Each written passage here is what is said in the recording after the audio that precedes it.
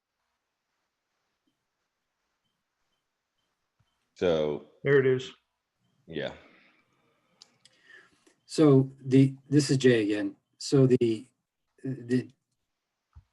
difficulty I had is that you can't tell if the 40% open space required and the open space provided includes the wetland area or not. So the 40% open space required should be 40% of the land suitable for development. Exactly.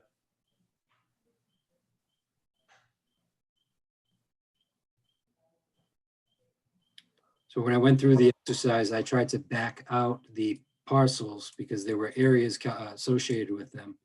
So here's what I'm reading, Jay. If you look at the remaining upland, 794,864 square feet. So it's the subtraction of the wetland area from the total lot area. And the 318, the open space provided, the 318, 329,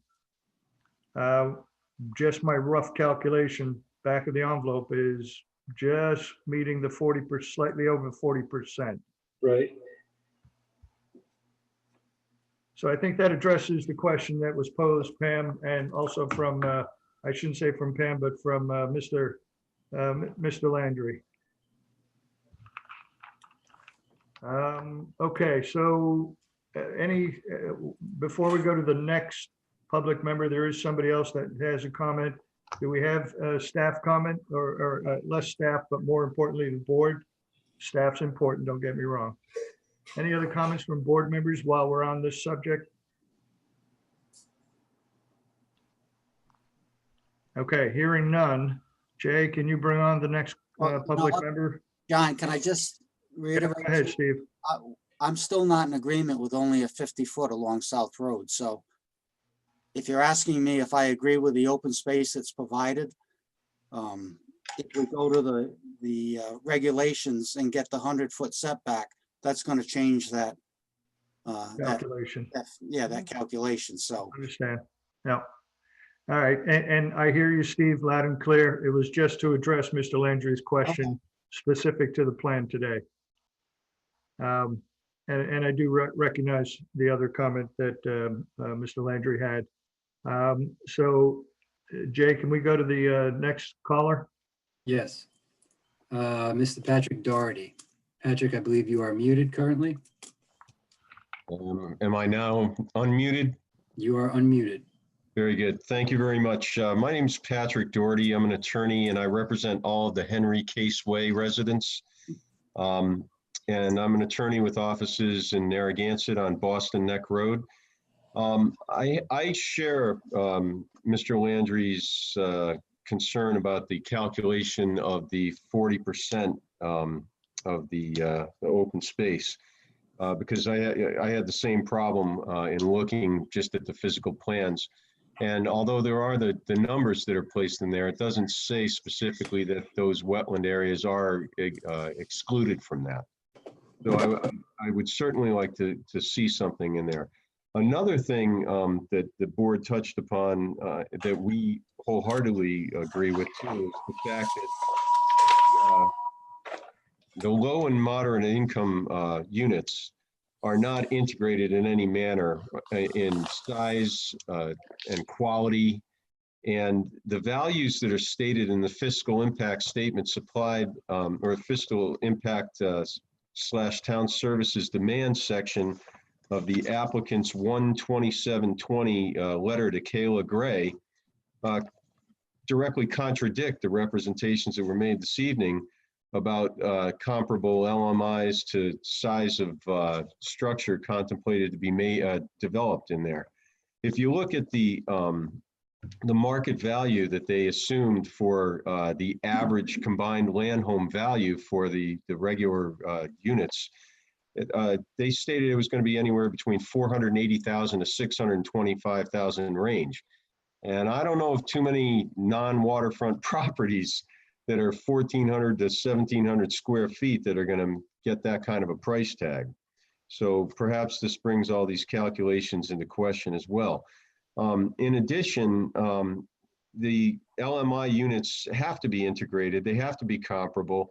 And I just don't see that being a possibility with the configuration, the small sizes of the lots, and the fact that these units are really, they're excluded from the major part of the development. Now, I attended a few of the technical review committee meetings that took place prior, and these issues were addressed in some fashion from some concerns that were made by the members of the technical review committee.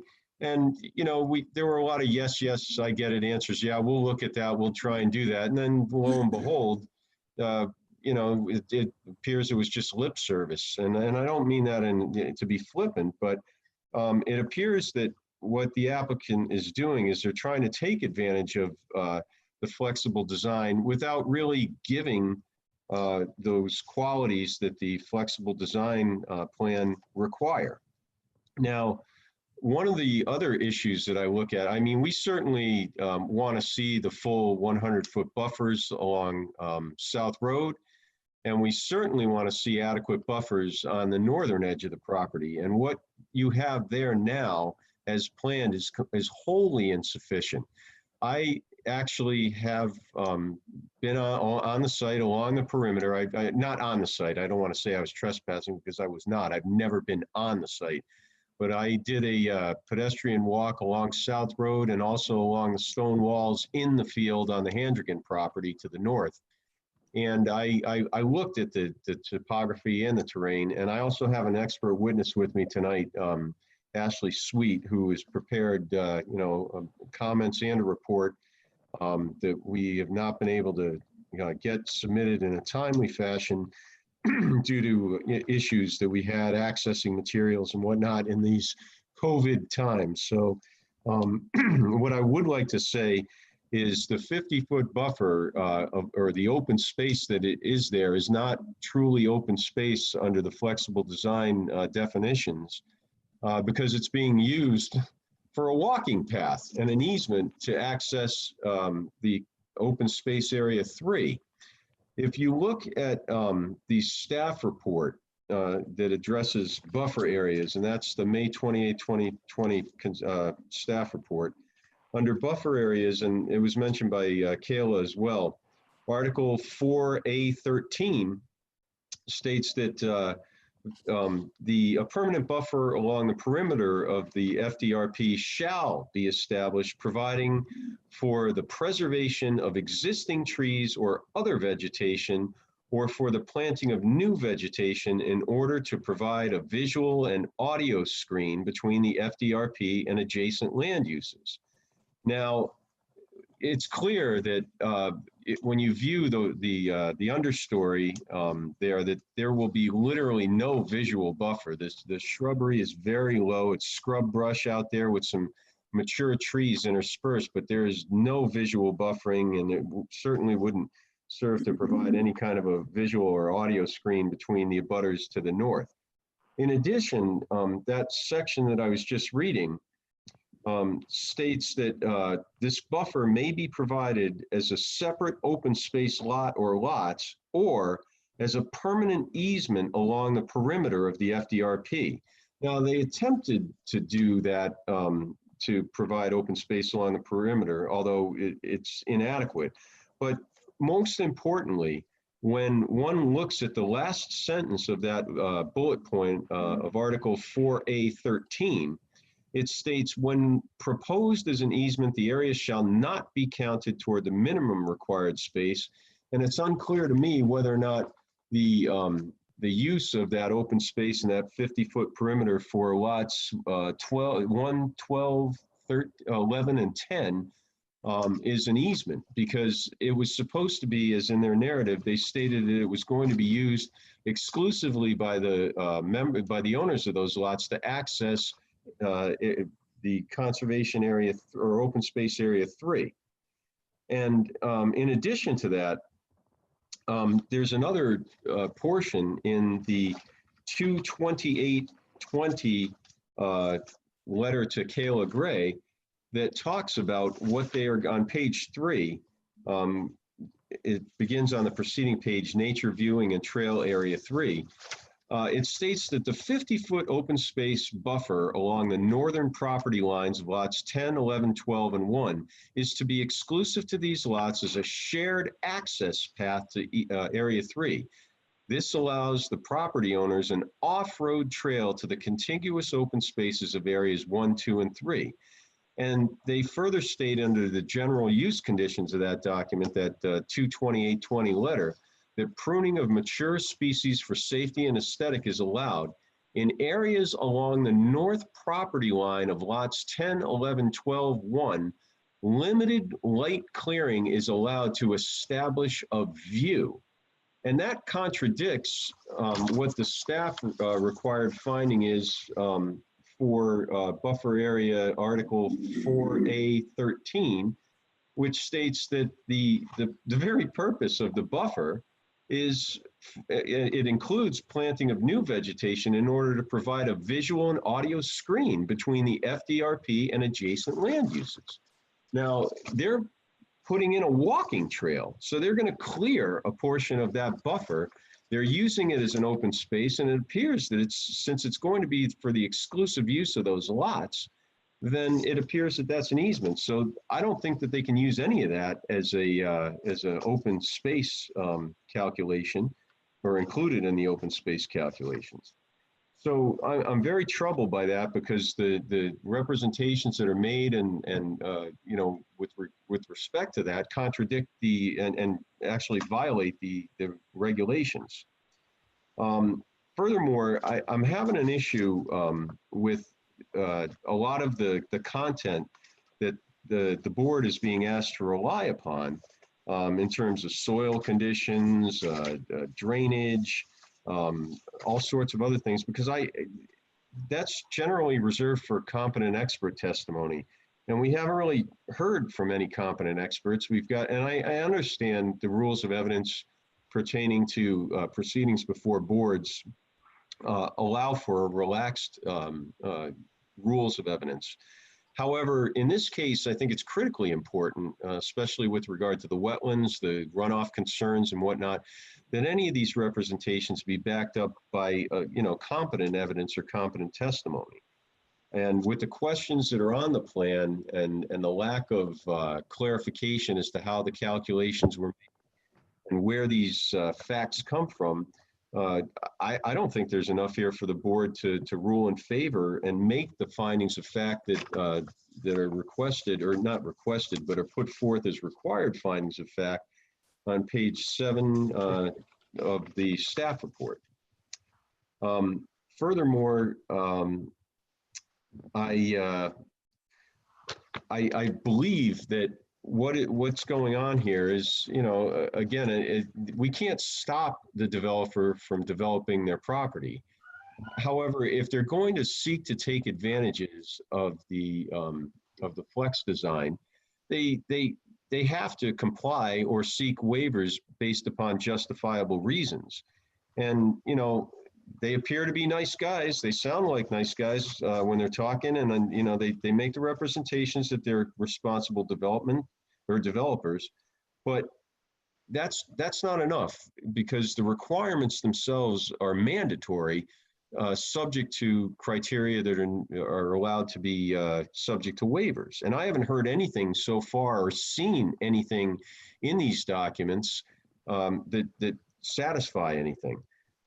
Especially with regard to these LMI units. I mean, the whole purpose, as stated by some of the board members earlier, you're supposed to put the LMI units within the subdivision itself. And it's clear just on its face that, and from the board's comments earlier, everyone recognizes these aren't included whatsoever in it. The lot 15 is a really small lot. There's no buffer.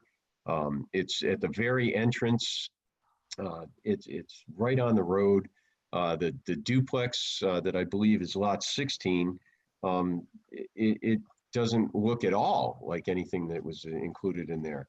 And I'd allow the board to, you know, to make comment and ask me to address any of these other issues, but I would like to present Ashley Sweet as an expert planner to provide some clarification and points to the board with regard to her review of this design. Mr. Chair, thank you. Yeah. Mr. Chair, I wonder if it's appropriate now to consider the next application on the agenda because I'm not sure how you want to proceed, but my sense is we may or may not get there tonight. Well, let me ask you this, Amy. Thank you. I agree. And is this the document that we received at literally 5 o'clock tonight from Jay Parker?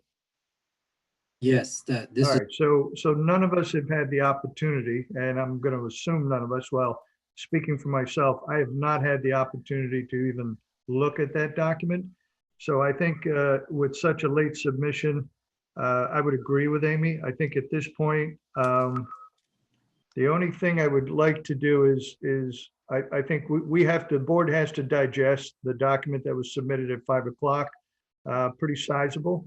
Not that we don't want to hear from Mr. Dougherty's, expert, quote unquote expert. However, I think it'd be prudent for another meeting.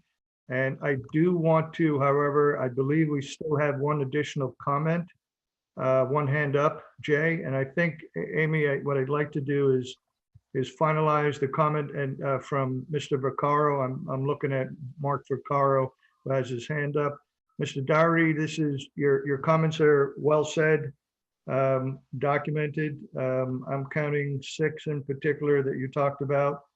Some mirrored that of Mr. Landry, and I respect that. Others were of your own and, talked about the buffers, talked about the staff report on page 3, and I get that as well. There's clear evidence there. I kind of brushed aside the comments about the developers experts. We don't get into deciphering who is an expert and who is not. But so I think we're good there. And of course, Mr. Dougherty, you still have opportunity to comment. So I think with that said, and Amy, if it makes sense to let the last person speak, and then we can table and move on to the, move this to the next agenda. Keep the public hearing open, get a motion to do that after we hear from the last speaker. Does that make sense, Amy? That sounds good to me. Great. So, Mr. Dougherty, again, thank you. And this does not exclude any further comment, as you know, that you can bring to the table. So, Jay, with that said, can you bring the last person who's got a hand up on the up to the podium? yes, Mr. Mark Vaccaro, I believe you have access to speak. Yes, hi, can you hear me? Yes. Great. This is Mark Vaccaro. I'm at number 1 Henry Case Way. Also have frontage on South Road. My question is a relatively simple one, but it's been bothering me for some time. There's 2 historic cemeteries on the site. Both have significant stonework and other artifacts that are of interest, historic interest. I'd like to know what the developer's plans are for restoration, maintenance, and improvement of those historic cemeteries and the related stonework on those sites. Thank you. Mr. Greco, I'll turn that to you.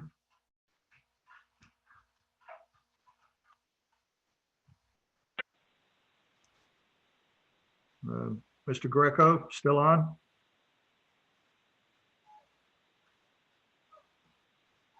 Okay, we seem to have lost Mr. Greco. Mr. O'Brien? Can you hear me now? Yes. Yeah. All right, did you hear the question from Mr. Vaccaro relative to the cemeteries?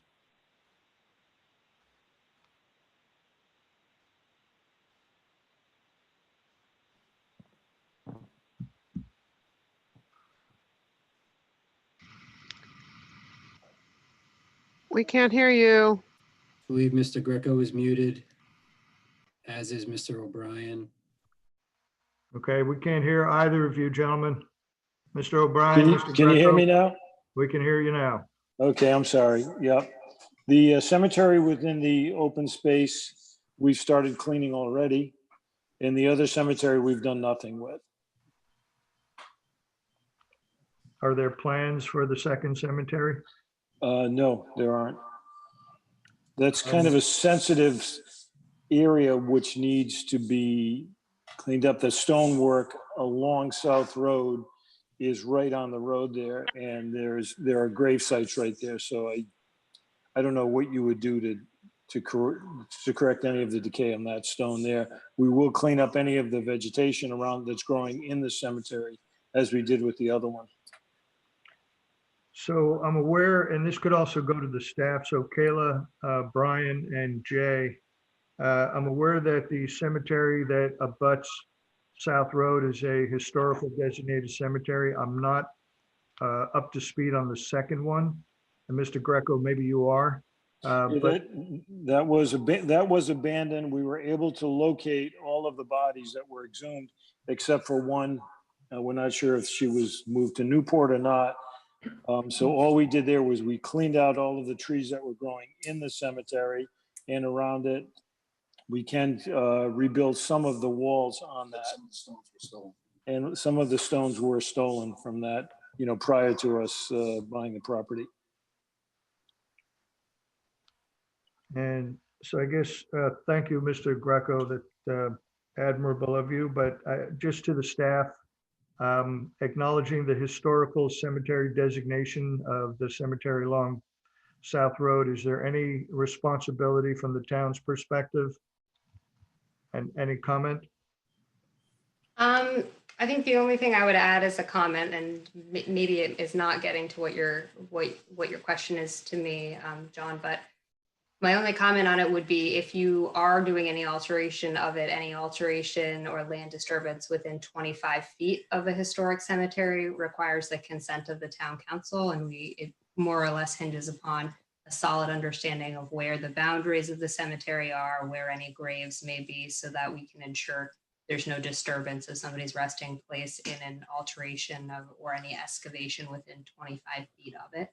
Aside from that, access to historic cemeteries is something that people are granted by right, but this directly abuts South Road, so access to it couldn't really be taken away through the subdivision because it abuts onto a public road there. So that is sort of the breadth of my comments on the historic cemetery. The cemetery on South Road has falling stones into the South Road area. Could you just, is that Mr. O'Brien speaking? I'm sorry? Is that Mr. O'Brien speaking? Yes, it is. Okay, thank you. Just want to acknowledge that. The stone abutting South Road are falling into South Road. And up to this point, we have been putting them back up, on the edge of the road on top of the cemetery. But there is absolutely something that must be done right along the South Road boundary. But it's a sensitive area, given that there are graves right there. So, thank you, Mr. O'Brien. The question to Amy. And it looks like the disturbance, as Kayla indicated, any disturbance within 25 feet of the cemetery must be reported to the town council. So is the fact that this public meeting is occurring, well, I guess my question is what do we, how do we notify the town council? And is the application that we're addressing right now, even at the master plan level, the first stage of development, are we missing something, or how do we notify the town council, I guess is my question. Or do we have to? I'm just going to ask staff to follow up with the applicant on that. And for clarification, has it already been altered? No. Okay, all right. So please just, I'm going to ask the applicant, please specifically discuss that with planning staff. And also I'd like you to reach out to the Rhode Island Commission on Historical Cemeteries.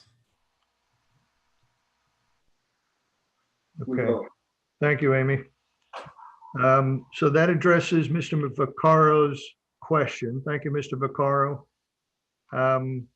Any comment from board members at this point before we table? This Go is ahead. Maria. I just had a comment in relation to some of Mr. Doherty's comments. Although this planning board is not a quasi-judicial board such as a zoning board, we still require assertions to be substantiated, whether it's through an engineer, a wetlands biologist, or planner, and so on, just so that he's aware of that. Thanks, Maria. John, I would just like to ask if there's an opportunity for board members to do a site visit. In particular, I'd be interested in looking at what the buffers appear to be from the western side of lot 7 through 10, looking to the west and also the buffer to the north. So if there's an opportunity to do a site visit to see that, I would like to take advantage of that opportunity.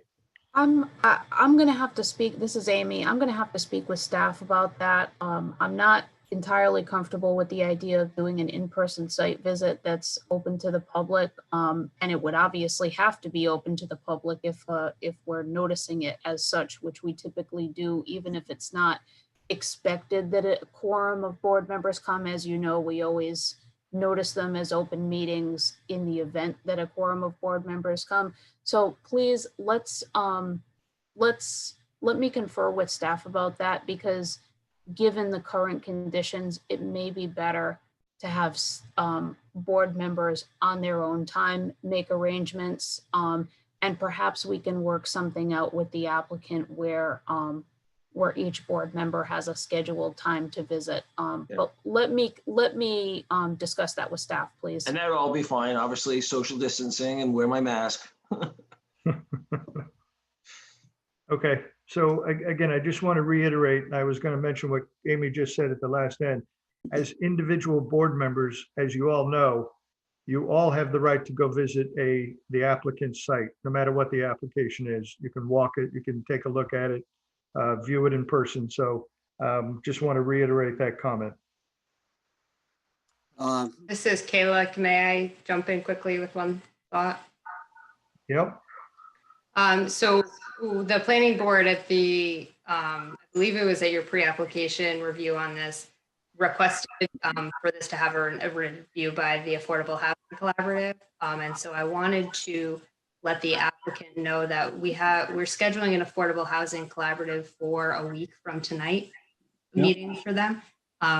I think that may have been communicated to you, but it wasn't by me directly. So I wanted to double check and make sure that that date worked for you all, and we would include you in that agenda to get that advisory review relative to the inclusionary units.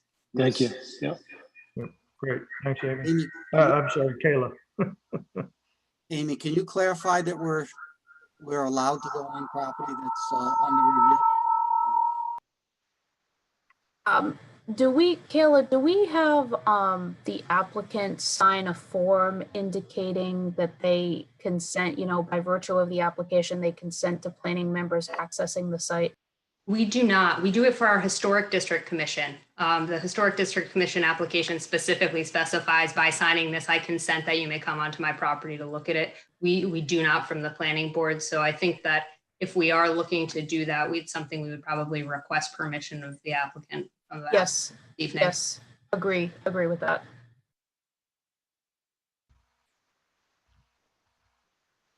Okay, can I get a motion to move the public hearing to our June meeting? Mr. Chair, before we do that, the attorney, Patrick Doherty, has his hand up in case he wants to clarify anything before we close the public hearing.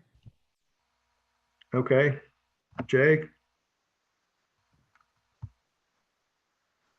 Hi, yes, thank you. Can everyone hear me? Yes. Yes. Going in line with, and I'm not going to belabor any points here, going in line with the board's request to go out individually and check out the property, I'd just like to suggest that perhaps they come and access the property from the Handrigan property, who is one of my clients, so that they can actually see the development from the abutters side, because I think that would be very telling as to the adequacy of the 50-foot buffer in open space. Thank you. Thank you, Mr. Doherty. And I think since you're allowing that, you're suggesting it, it's a good suggestion. Can I you would- get permission from Mr. I forgot the gentleman's name you just mentioned. Mr. Handrigan, I would be happy to provide that for you. Okay, I'll send that in through staff. that'd be perfect. Thank you. You're very welcome. Thank you. John, I'll make a motion to continue. Okay, we have a motion from Steve. Do we I have? have one. I'll one second point that. to make.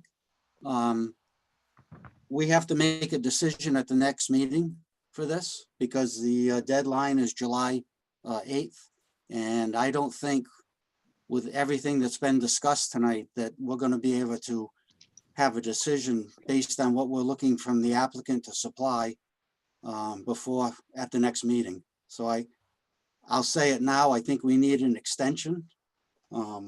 If they don't want to grant it now, I just want them to know that if they come to the next meeting and they don't have all the information or make some of the changes we've suggested, that we wouldn't, if they're not going to grant an extension, we have our backs against the wall and we wouldn't be able to approve the project. And Steve, this is Amy. There is a possibility, of course, depending on the board's interest and availability, that it's continued to the next regular session meeting, which I believe is June 23rd, the fourth Tuesday, according to our regular schedule. We're here on a different night today. Okay. And then there's about 8 to 15 days between June 23rd and July 8th. So it's possible that there would be room to schedule a special meeting. Again, that would be dependent on your interest and availability. All right. So I'll make that motion.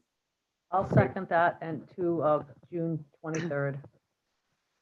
All right, so we have a motion from Steve with the caveat of moving it to July 23rd, and we have Maria with second. Any comment? Hearing none.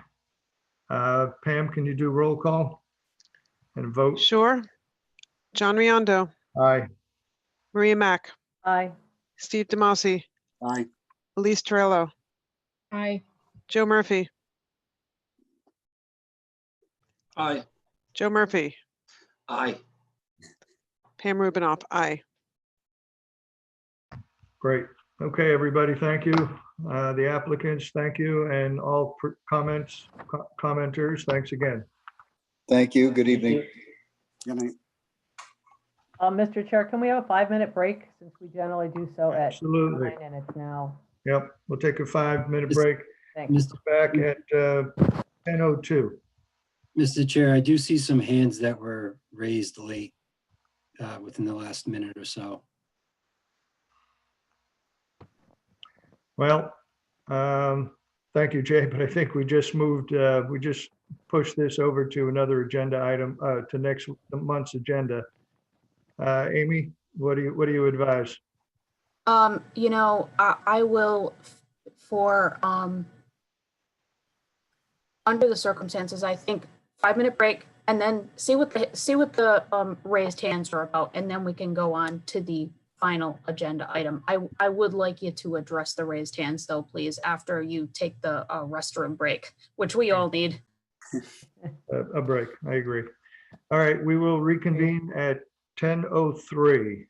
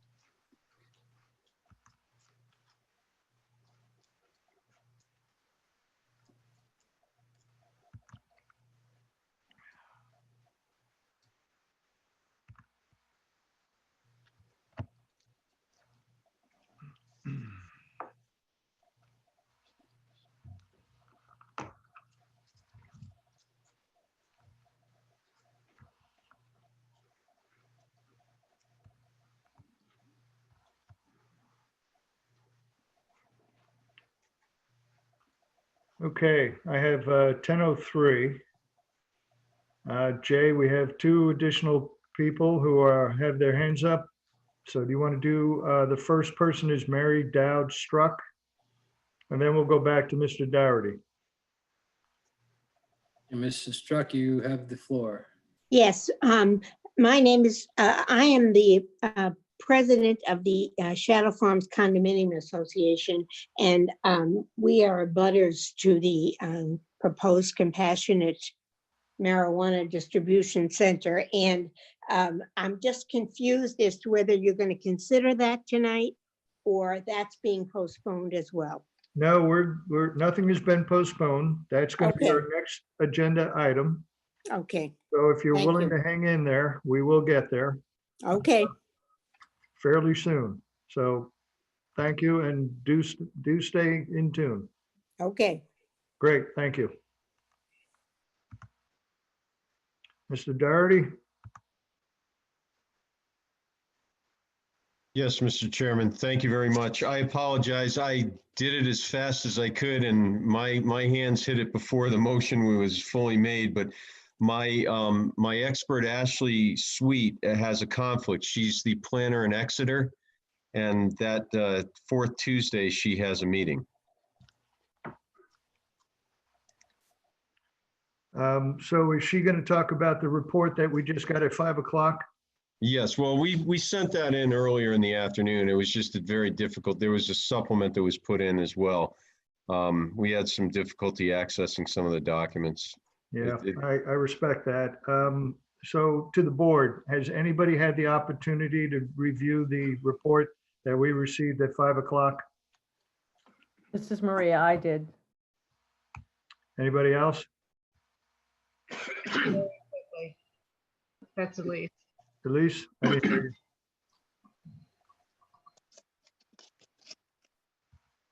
I did not, John. Okay, thank you. I did not either. Today is a normal work day and I have not had a chance to look at it. And I think it sounds like most people did not as well. Mr. Dougherty, can your expert hit the Cliff Notes version and talk about the executive summary and the highlights? Sure. Hang on one second. I'm going to try and I just texted her to get back on. We will have to reopen the public hearing if we're gonna do that. Valid point. Okay. I'll make a motion. Mr. Dougherty, I pull that request back. We have, the public hearing is closed and it's being pushed to our June agenda. So unfortunately, we have to do that. Yeah, it is incredibly unfortunate that we weren't able to get that date before the board made the motion, because then we probably could have picked a date at your convenience. At this point, the members of the public, and I don't know if Attorney Landry's still on, but we had a number of people on the call who offered comment. And the last thing they heard the board say was it's continued to June 23rd. So that's where we are now. I do think it is important that Ms. Sweet be given the opportunity to testify. I think that is important. Unfortunately, as I suggested, I think we are going to have to convene at least one special meeting. But in light of this, I do want to renew the chair's request to the applicant that they extend the due date for decision in light of this.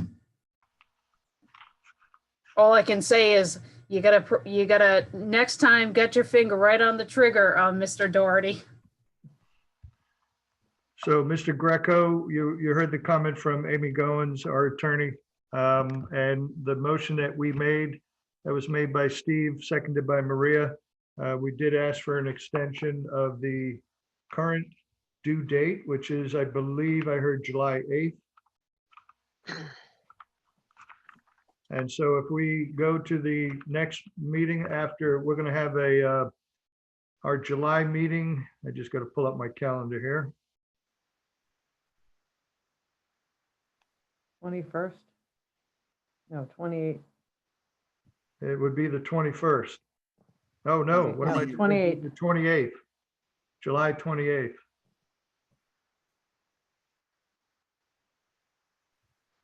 So Mr. Greco, Mr. O'Brien, are you willing to extend it to that date?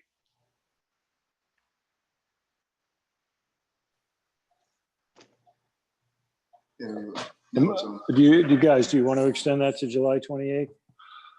reluctantly. Yeah, I guess reluctantly we will. Do you need that decision right now?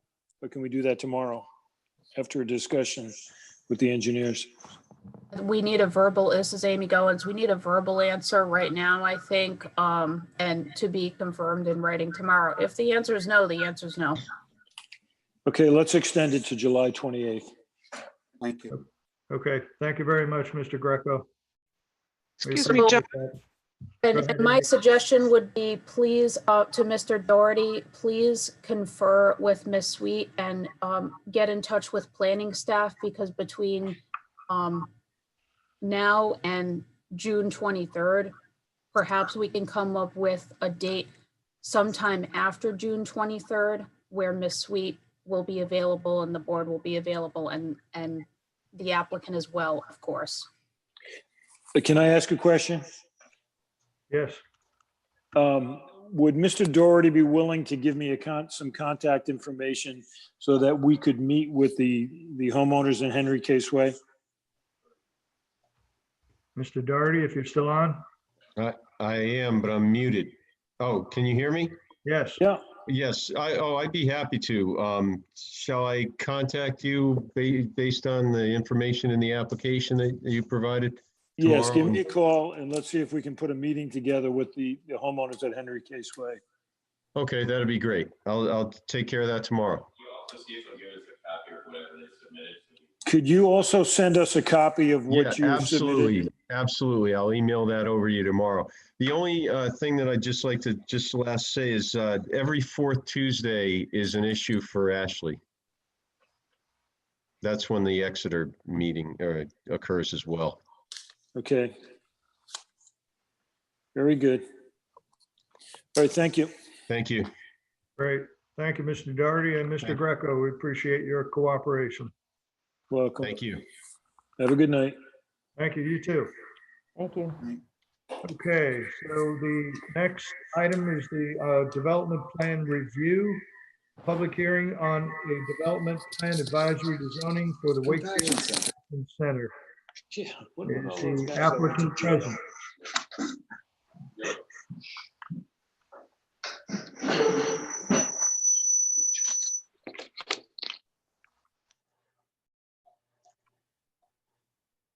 Do we have an applicant for the Wakefield Compassion Center?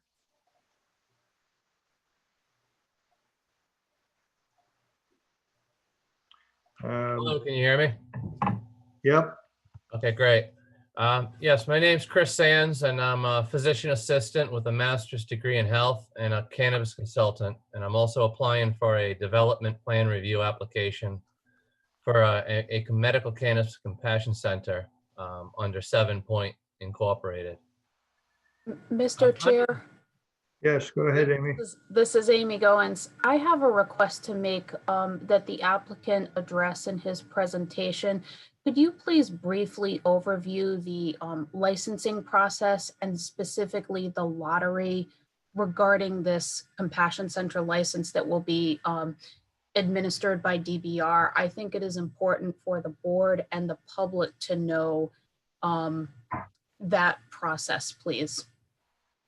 Do you want me to finish with my introduction or address that right now, Amy? Please address it at some point in your testimony. Okay, I will. Thank you. Shall I continue? Yes. Okay. Under the present ordinances, the town of South Kingston requires a special use permit for a compassion center.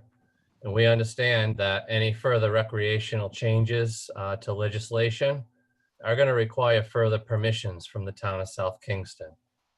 At this time, the existing property is zoned retail. However, when citing a compassion center, this becomes a change of use and it requires compliance or a waiver for certain landscape non-conforming conditions.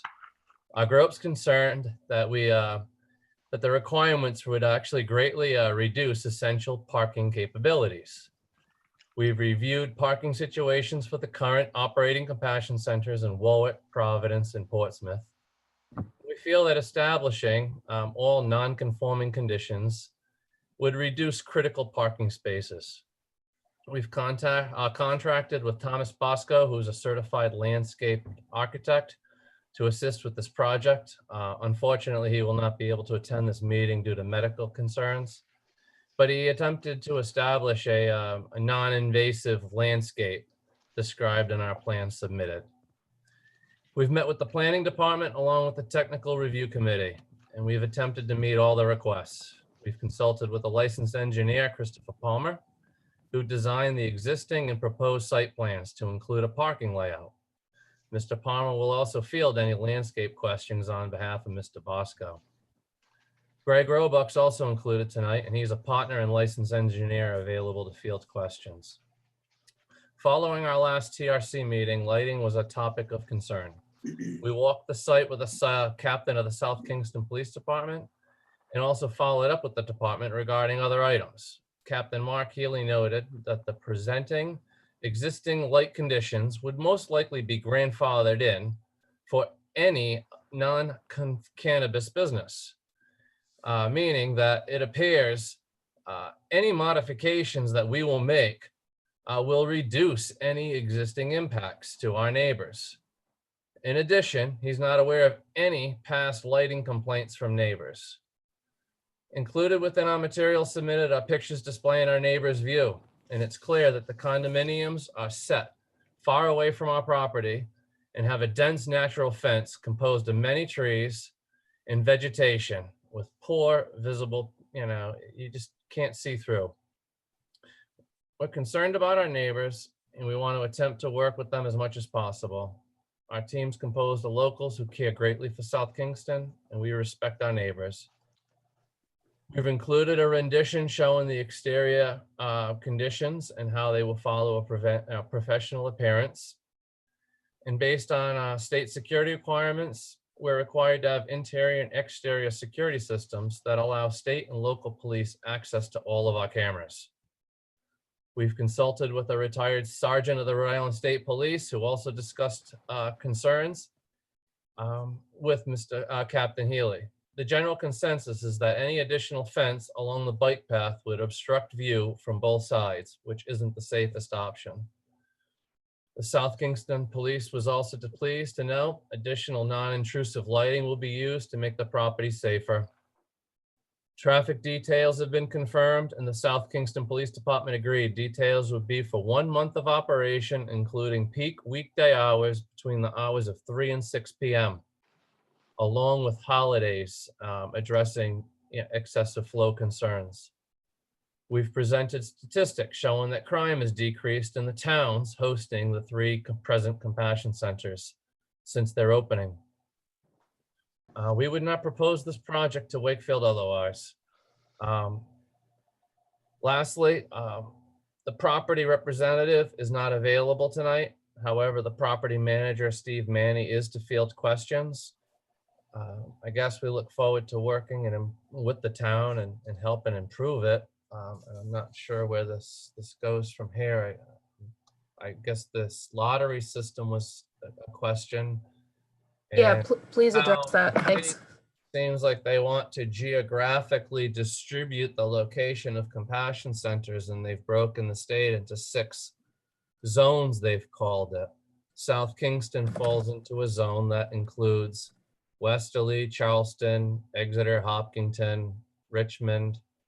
I'm sure you know more about this than I do, Amy. And the state will be determining, from my interpretation, the official rules have not been out, just the proposals. Whoever is vetted to have a complete application will be put into a pool that's basically thrown into a hat. And whoever is picked will have the license in that zone. Thanks. This is Amy again. I very much appreciate that overview because I want to make it clear. I want it to be made clear to the board and to the public that approval by this board or even by the zoning board, if it gets to the zoning board, and it will get to the zoning board, is not the end game for this process or the end result. It's dependent partially on a lottery, of the details of which I don't think anything is known about, other than it will include some element of randomness.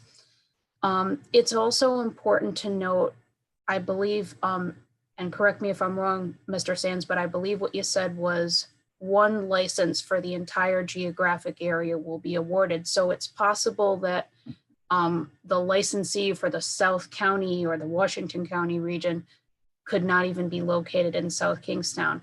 So as you know, if the zoning board grants an approval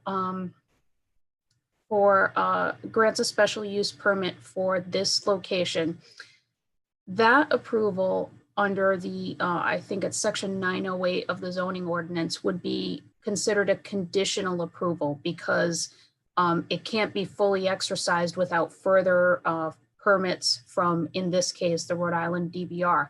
So it would be valid for 2 years. And so there's, you know, one scenario is the applicant could receive all local approvals that would, any local approvals that would be required, but then ultimately not hit the jackpot, if you will, ultimately be unsuccessful in the lottery. And then just by passage of time, the local approvals could expire. Another possible scenario is that the applicant could be unsuccessful in the lottery, but then, as you know, the General Assembly can change the law at any time. Who knows? You know, I think everything is on the table for revenue, right? And everything's, anything's possible next year. They could do away with the lottery system. They could say, let towns take over. We're gonna, you know, open the door to as many of these facilities as towns will have. I don't have any clue what will happen, but I just want to let the board and the public know that the town only has some degree of control into whether or not this opens, and much of the control is driven by decisions at the state level. That's really what I wanted to make clear to everyone as we're reviewing this. I have a Amy, question. did I address all of your questions earlier? I'm sorry. Go ahead, Mr. Sands. I was asking special legal counsel if I addressed all of her questions. I'm Yes. sorry, I was nervous. I didn't get everything in. No, that's, you said everything I wanted to come out on the record. Okay, yeah, I agree with everything you said too. Amy, Yes. in light of the fact that we know he's right now applying for just the medical sales of marijuana, we know that recreational is probably in this mix as well. Not now, but it will be as soon as it's legal. And again, we don't know when the lottery is going to be, so they may coincide together. At this point, can we, should that be part of our consideration, that if this was going to be medical and recreational at this site? You know, Kayla, I'm not sure that our zoning ordinance doesn't expressly mention, or the terms defined in the zoning ordinance are marijuana retail facility, which this would be considered as a compassion center that wouldn't be cultivating. Unlike the existing 3 compassion centers in Rhode Island, which do cultivate on site. I believe that the licenses to be awarded in this upcoming lottery will not include cultivation ability at this point. I could be mistaken about that. I would want to see the town council specifically approve recreational use facilities, because I think when the zoning ordinance amendments went through, it was understood that that these facilities would be limited to medical facilities. I would suggest you confine your approval to what's being asked for. And if the applicant at some point, if recreational use is legalized in Rhode Island, wanted to convert the medical compassion center into a recreational use facility, they would have to come back and amend that approval. That's my off the cuff opinion tonight. In Amy, my this is- opinion, if I could add, oh, I'm sorry. Go ahead. Amy, this is Maria. I had a very similar question. I was at one of the TRCs because if we're looking at this for this specific purpose, which is limited in nature, it might not at all be relevant to a completely different scenario such as a recreational. So many unknowns. Mhm. May I speak? Yes, go ahead, Mr. Sands. When we can say the unknowns, but what really are the unknowns? We're applying to all the same. I think that we should definitely work with the town and have to reapply for a conditional application to be recreational. That's guaranteed, but I think the only difference would be subject to a traffic study and law enforcement review, not a whole entire application process like we're going through now. The only difference is, yeah, if we're a burden to the town with traffic, then I agree, recreational shouldn't be added. It doesn't make sense. And those are the things that we should be looking at, in my opinion. This is, if I may, John, I'll speak for a second. This is Kayla Gray. So I'm going to speak to sort of try and knit together some points here, which is that the question before the board on this is, or the question before the board, not really the question, the thought behind this, I'm bumbling words terribly because I'm staring at a computer screen, so my apologies. But basically, the deal here is that the responsibility of the planning board is to find the appropriate findings for development plan review and the additional ones for marijuana related uses as put forward in the zoning ordinance. And when we're vetting those, particularly, and now I'm going to a conversation that Chris will recall from one of our TRC meetings, the numbers, for example, the traffic study. And so when Chris brings up traffic would be something that would be quite a bit different as a compassion center versus something open to the retail market at large.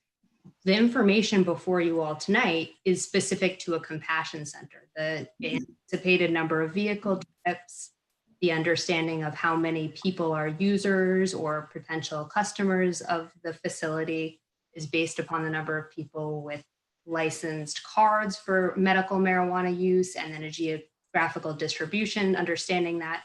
And one of the conversations we had at the TRC was that if this was opened up at the state level to be allowed as a recreational use as well, those same features you're studying today to make positive findings about the certain patterns and the traffic on the site, those would be fundamentally different, right? The understanding of what that business is drawing and what the use happening there would be quite a bit larger.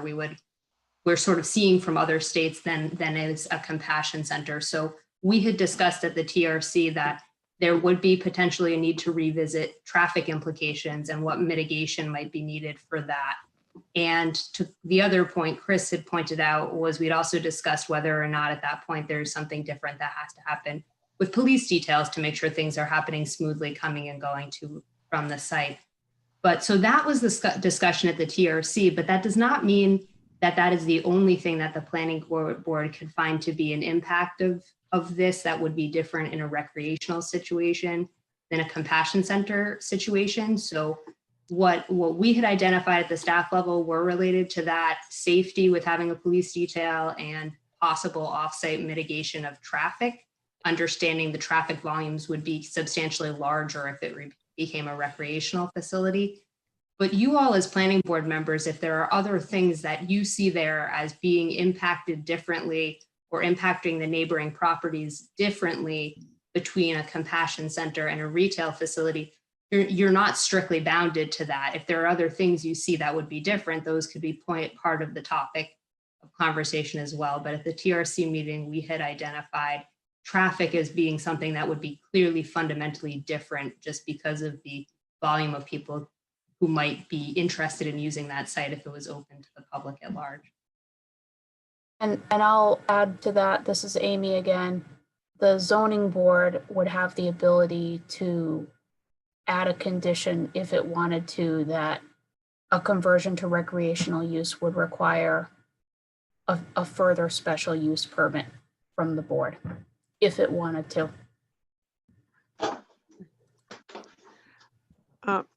John, can I Pam. add something? Pam Rubinoff here. At last TRC meeting, I also just wanted to share this with the board and to get Amy and Kayla to suggest something that we discussed. There was another application for another compassion center. As we talked about it, as I recall, we were advised by staff we have to look at these separately, and that we just need to review them on each of their merits. And then we are not the ones to decide which one, if any, come into South Kingstown, but each one needs to be reviewed on its own merit. Correct, Pam. This is Amy again. I wouldn't change anything you said about that. So that being said, can I just ask one other question? Because do we know the answer to what the time, we don't know when the timeline is that the state is going to make a decision. Mr. Sands, do you have any indication? No, I think this current pandemic has thrown things in a little tizzy, to be honest with you, and nobody knows the answers, unfortunately. Okay. Okay. So I think everybody received the packet. There's a site plan as sheet number 2. And I think this was modified. I'm looking at the date that's reflected a signed stamp. And that reads May 4th. There's another one on the inside of the packet that reads March 27th. So I'm assuming we're looking at the top one, which is May 4th, the one we have in front of us. So any comments, questions to the applicant on the site plan or the landscape plan for that matter? This is Steve. I would ask, what other uses are currently on that property? And what is the parking allocations to each of those uses?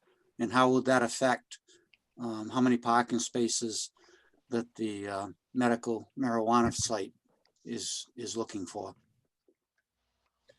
I believe that the answer could be best addressed to 2 different people. Steve Manny is the property manager who could tell you how the other facilities are better used at the moment. And I believe Chris Palmer would better address how the parking would be distributed so that everything works properly. Steve, would you like to start off? It looks like Steve's muted.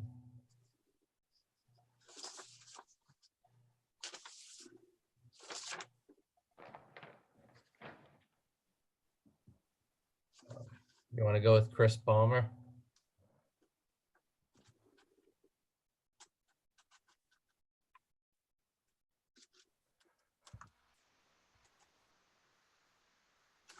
Got it. Chris Palmer, land surveyor. I prepared the parking plan that you see in front of you. I color coded it per building, required amount of parking spaces per use. As you'll see, everything in blue is for the Compassion Center building, and then the rest are delineated in the different colors and labeled by building. I can, if I can clarify if you've got me now. I think I should be off mute. Yes, go ahead, Mr. Manning. Okay. Well, originally there were some 11 different tenants on this property. If you look at the top in the copper colored area where it says Bitmas Pavement, there used to be a building there, and Busy Bee Roofing was there. Where the 14 spaces on the very center of the plan was almost 9,000 square foot building, which we've taken those 2 buildings down. As far as occupancy right now, so at one time there were 11 different tenants there and some 14 different, almost 14 different businesses. Presently today, if you look at the closest two-story structure that's closest to the purple spaces, that is occupied by Belmont Market. It's an auxiliary kitchen for the market, but every other building on the site presently is vacant.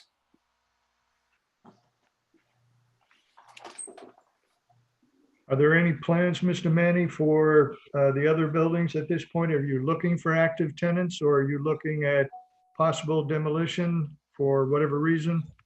Well, what we're looking to do is we're starting with trying to take care of the building that's on the corner, and which, you know, we know the building's an eyesore. So if you can have an opportunity to get a tenant in right now, I mean, commercial tenants are disappearing, not only because of COVID, but in the last 2 or 3 years, commercial property rentals have dropped considerably. So I manage Belmont Shoppers Park, Woodruff Plaza, and 2 or 3 other different properties for the Saravo family, and I have for almost 20 years. So I've been around it all on a day-to-day basis, and there isn't much I can tell you right now about what the future is going to bring. It's very uncertain right now. So we're just trying to develop as we can and bring in enough so we can pay our taxes. Understood. Thank you. Yep.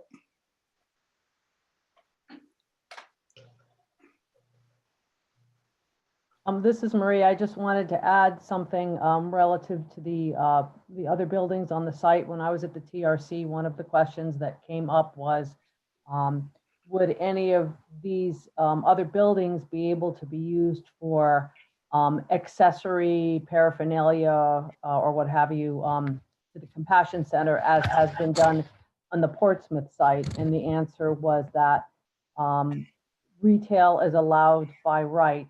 So they could establish any other retail uses of whatever nature without any review, because it's allowed by right. The family, as well as myself, take great pride in our properties, as you can see in the appearance of Belmont Shoppers Park, Woodruff Plaza, 481 Kingstown Road.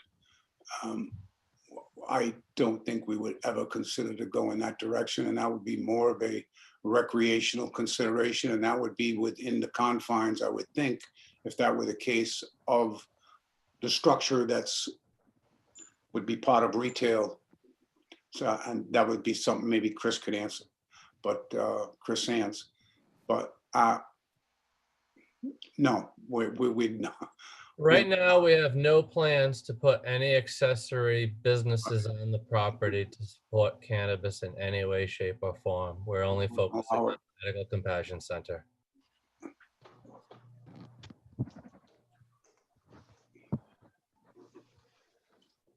So either to Mr. Manny or to Mr. Palmer. So when I look at existing parking calculations and total existing parking and your proposed parking, can I assume these are all predicated on retail uses or a different use? No, there, if you look at the table up in the left-hand corner, it's clearly shown that you have a retail and then a medical use. The medical use requires more spaces than the retail use. So that was incorporated into the parking calculations and requirements for that main building that's going to have the medical. Mm-hmm. Okay. So there was an increase in use. There is also an area where if the use changed at all, there's some reserve spots that could be fill that use with those 3 other buildings. Not many, but there is some extra spaces that could possibly, if things, the amount of spaces with the unknowns of how many cars are going to show up, at least we'll have some extra spaces to accommodate if anything does increase.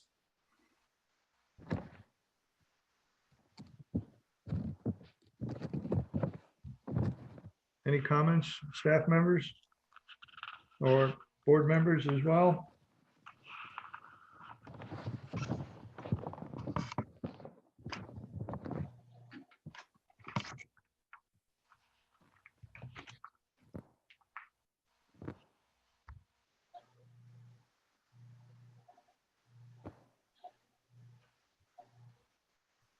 Hearing none. What's the board's pleasure? Mr. Chair, Yes. this is Jay. Just before you guys get into deliberation or comments, there are two conditions that, I'll defer to Amy on one of them, two conditions that could be entertained that aren't listed in the staff memo.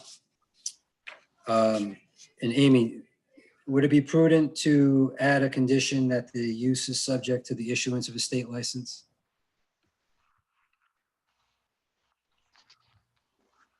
Okay, so, and this is Amy Goins. I want to remind everyone again, you know, with advisory development plan approval, they're really recommended conditions to the zoning board, right? They're not standing alone conditions because the zoning board is the ultimate permitting authority. So I just want to make sure we're on the same page about that before we go forward.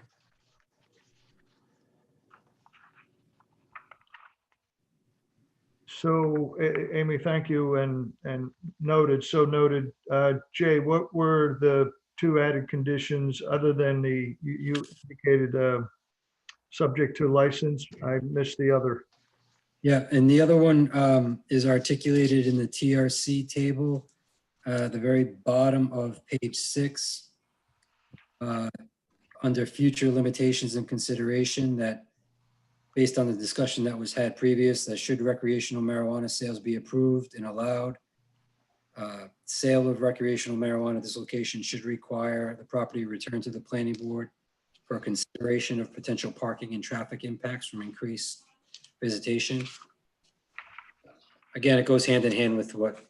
Yeah, I think both of those can be framed as suggested conditions of approval along with the ones you have. Now, some of them, whether they're called suggested or not, the reality is, you know, they can't start the Compassion Center until they have the state license. But I think it is important, if you want to suggest that the zoning board explicitly require the applicant to return to the planning board if recreational use is proposed, that you indicate that as such in the motion. Okay.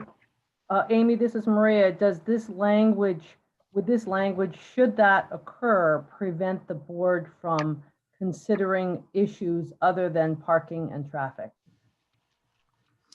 No, it wouldn't. This is Amy again. Any threshold, any triggers for DPR, for development plan review, would apply. You know, and we've had situations in the past where it's a special use permit that initially received advisory DPR from the planning board. The question is, do they have to go back to the planning board first or just go back to the zoning board? I would suggest just to make extra sure, phrase it something to the effect of, you know, the applicant shall be required to return to the planning board for review of parking and traffic considerations and any other, you know, required review aspects that may be deemed appropriate by staff according to the regulations or zoning ordinance, something to that general effect.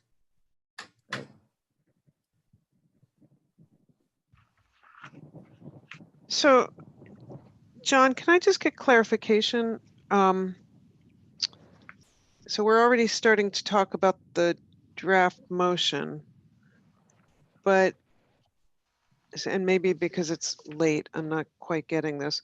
We haven't really talked about the landscaping. Are we saying that that would come back to the board, or are we going to open up the conversation about the landscaping? And no, I mentioned that at the very beginning, that was it's one of the 5 sheets provided. I mentioned the 2, you know, the revised site plan, which was dated May 4th. So yeah, by all means, if you have comments regarding the landscape plan, by all means, that's open. Can I add one other thing with regard to traffic before we move on to landscape? Would that be Go ahead, okay? Rich.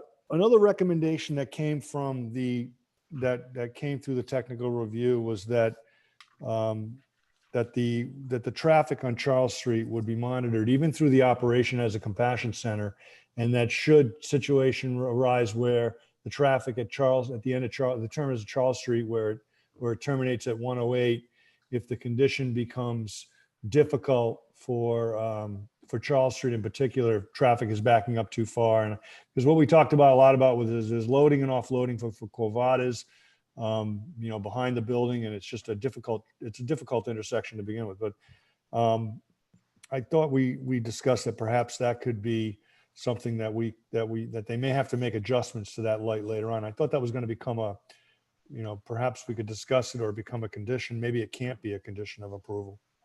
I did see that in the notes, and I would concur that that would certainly be something when it initially opens, that I think Captain Healy suggested that they monitor the traffic and see if there's something they might have to do or modify, or whether they need a traffic control officer.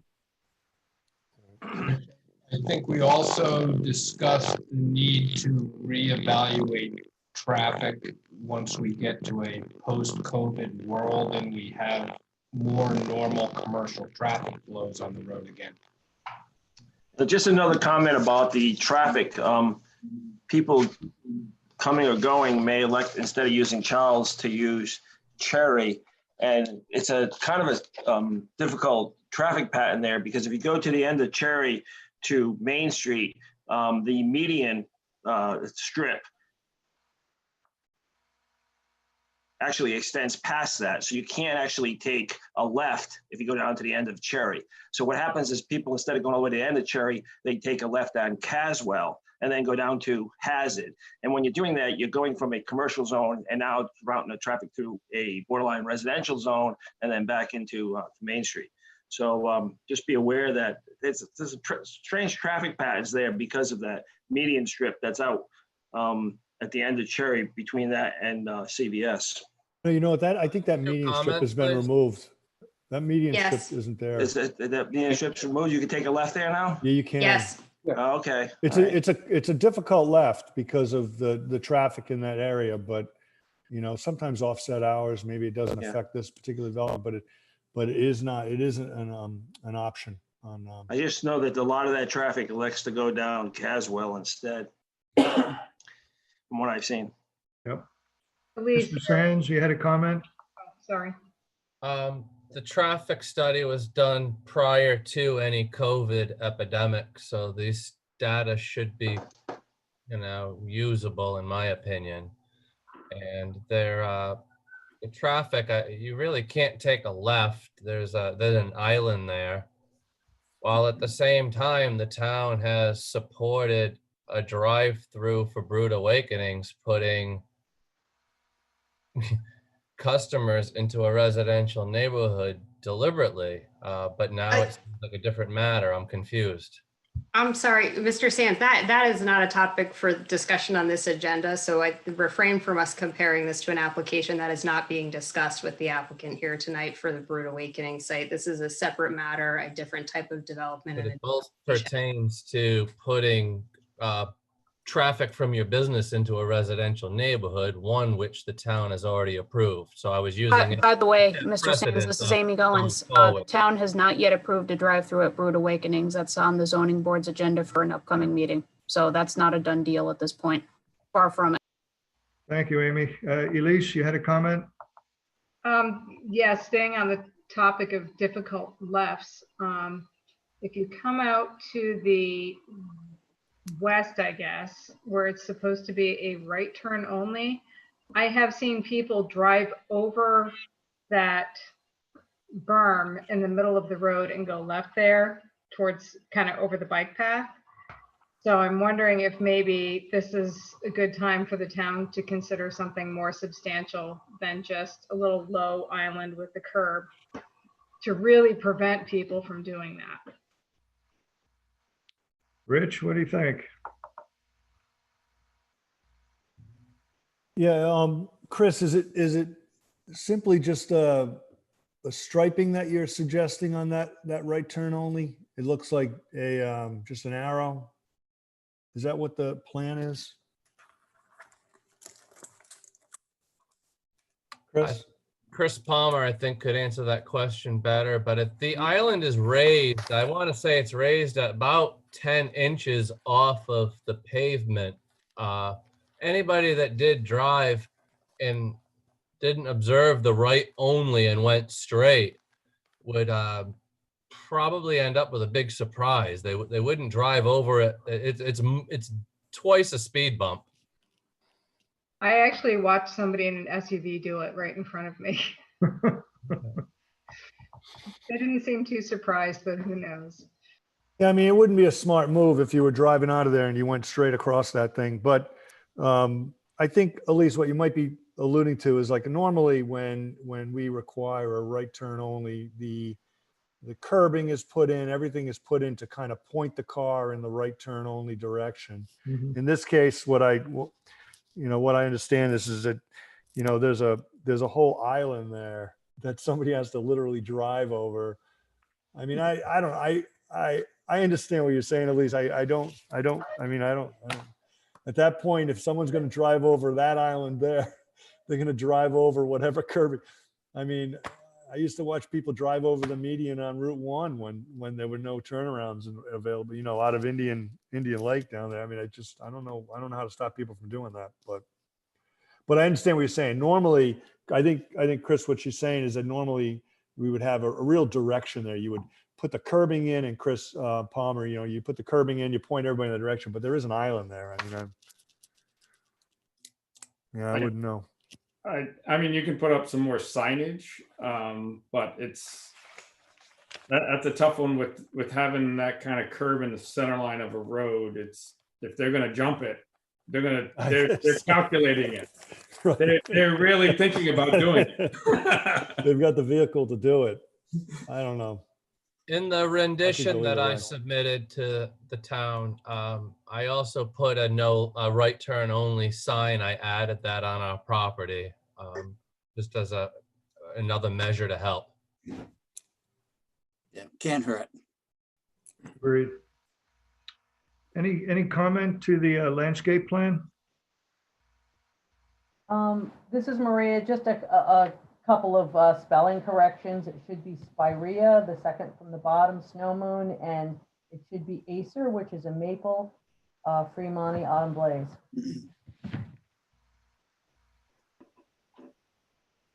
Mr. Palmer, you got that? Repeat that. Yeah, I'm quite here. I will take a look at it. What was your question again, Maria? It wasn't a question, it was just a correction on your plant list. It should be Spirea, Snow Moon, and Acer, Autumn Blaze. Okay.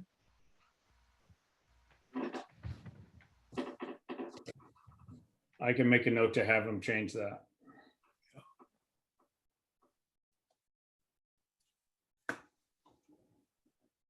Yeah. Well, my comment was, this is, the plan is, I liked it in the fact that every time I drive by this location, obviously there's very, very limited landscaping. It's pretty much a sea of asphalt. So this is, again, a vast improvement over what is there today. So I was, pretty content with what I'm looking at. Yeah, I mean, it's a tough site to. It is. There's no doubt about it. When you're rehabbing it, it's better than it was, as you said. Yep. Much better. Agreed. Yeah, we looked at, I was looking at it with the landscape architect, and the problem with it is if you start adding the buffers all the way around the perimeter, then you start eliminating all the parking, and then the site doesn't even conform to the parking requirements for the four buildings as a retail use. So we're really stuck on where we could fit things here. Agreed. Okay, so that's that's the waiver you're seeking from the street landscaping, perimeter landscaping, which You know, does anybody have any question or concern with the waiver? Now, I mean, in light of the siting of the buildings right on the street, it's impractical to meet them. Yeah, agreed. Okay. And I believe that's the sole waiver you're seeking. Yes.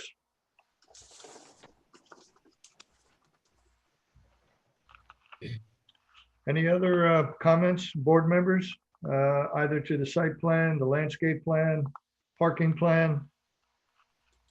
This is Maria. Just a couple of things that I know were discussed at the TRC. One of which was proximity to the bike path, which I think is worthy of noting. I don't know how we can do that in advisory opinion to the zoning board, but I think it's something that's relevant, and certainly would be something that should the conditions be created that it became a recreational facility or aspired to be, so that would also, given the change in volume, would be an issue. So, Maria, if I understand you, are you suggesting some kind of and I don't know if you can do this, a cut in the barrier from the bike path to the property? Right now, there's a guardrail. There's a wooden guardrail that is all along the southern edge of the property. Right. And you know, the conversation that the TRC was such that something as a fence, the applicant felt would not be helpful because it might inhibit their security. Excuse They me? have folks patrolling the perimeter, and they felt that a fence would be unhelpful as far as visual security. Okay, I understand your point now. May I add something to that? Yeah, go ahead, Mr. Sands. That was the opinion of the South Kingstown Police Department from the from the captain, Mark Healy. They made that recommendation, not us. And that was of Having a fence on both sides of the bike path would cause more of a risk than a benefit. And adding the additional low-level lighting that we would do that would be non-intrusive, that would also help the bike path, while having security cameras, which per Department of Health, Department of Business Regulation requirements, the town and state police would all be able to use those cameras accessing the bike path. So it seemed that the police department liked all of these ideas, thought it was an improvement over the present conditions, as long as we posted a sign that said a camera was in use. I believe you may already have cameras on the property. Is that correct, Mr. Manny? Not on that property, sir. Okay. But I can guarantee you that what is on that corner will, if we need whatever we need to make sure that the property is maintained and secured, we've already agreed to have, 30 days of, police detail to make sure that we have a good flow, going up Charles to 108. Again, day to day, I've been there for almost 20 years. I don't see much of a concern. Most of the parking along Charles, the parking along Charles, the actual spaces that empty into the street, Belmont employees are told to park there. My tenant employees are told to park along the building in the rear of Main.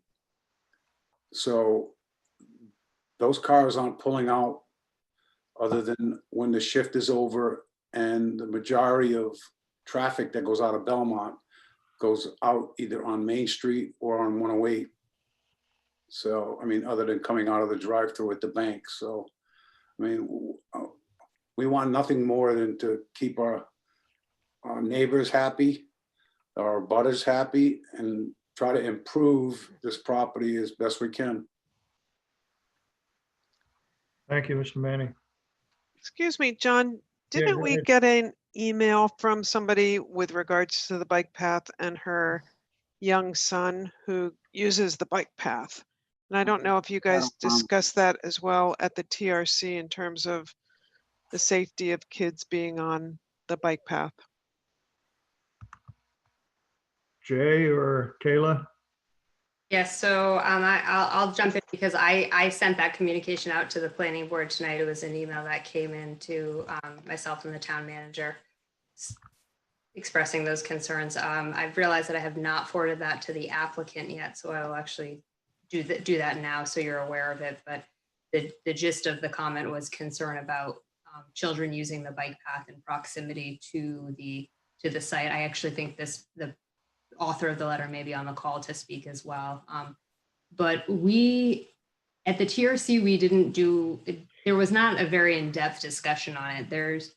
To be honest with you, the bike path, while the bike path is a multi-use space, it's also a multi-age space.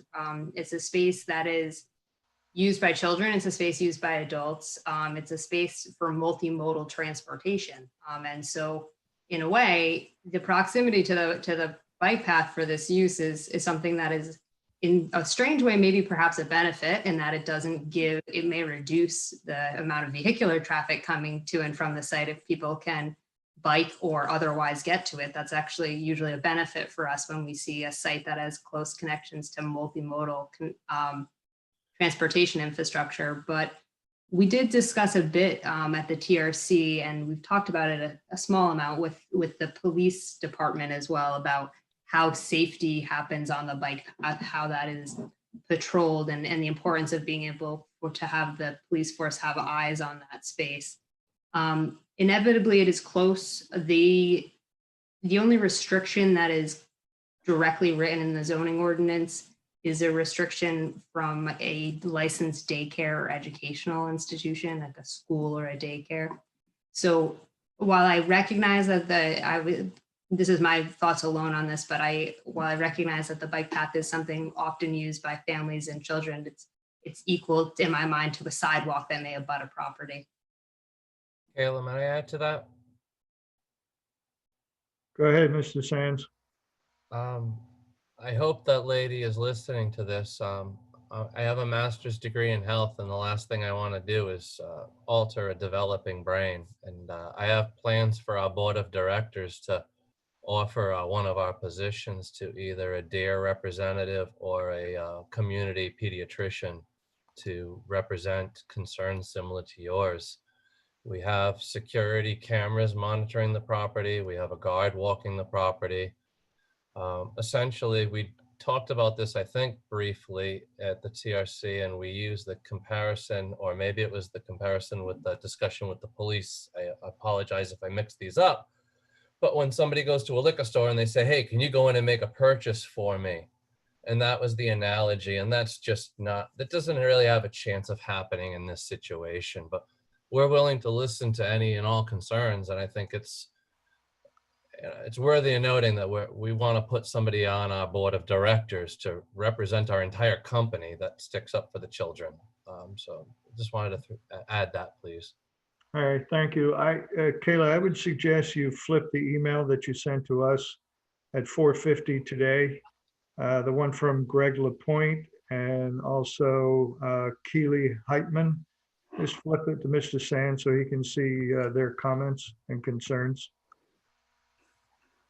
Chris, I just sent that to you right now. I don't know if you have access to your email right now, but it is in your inbox for either this evening or whenever you can see it.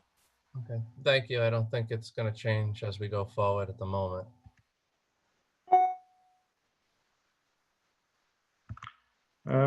Any other comments on any of the plans?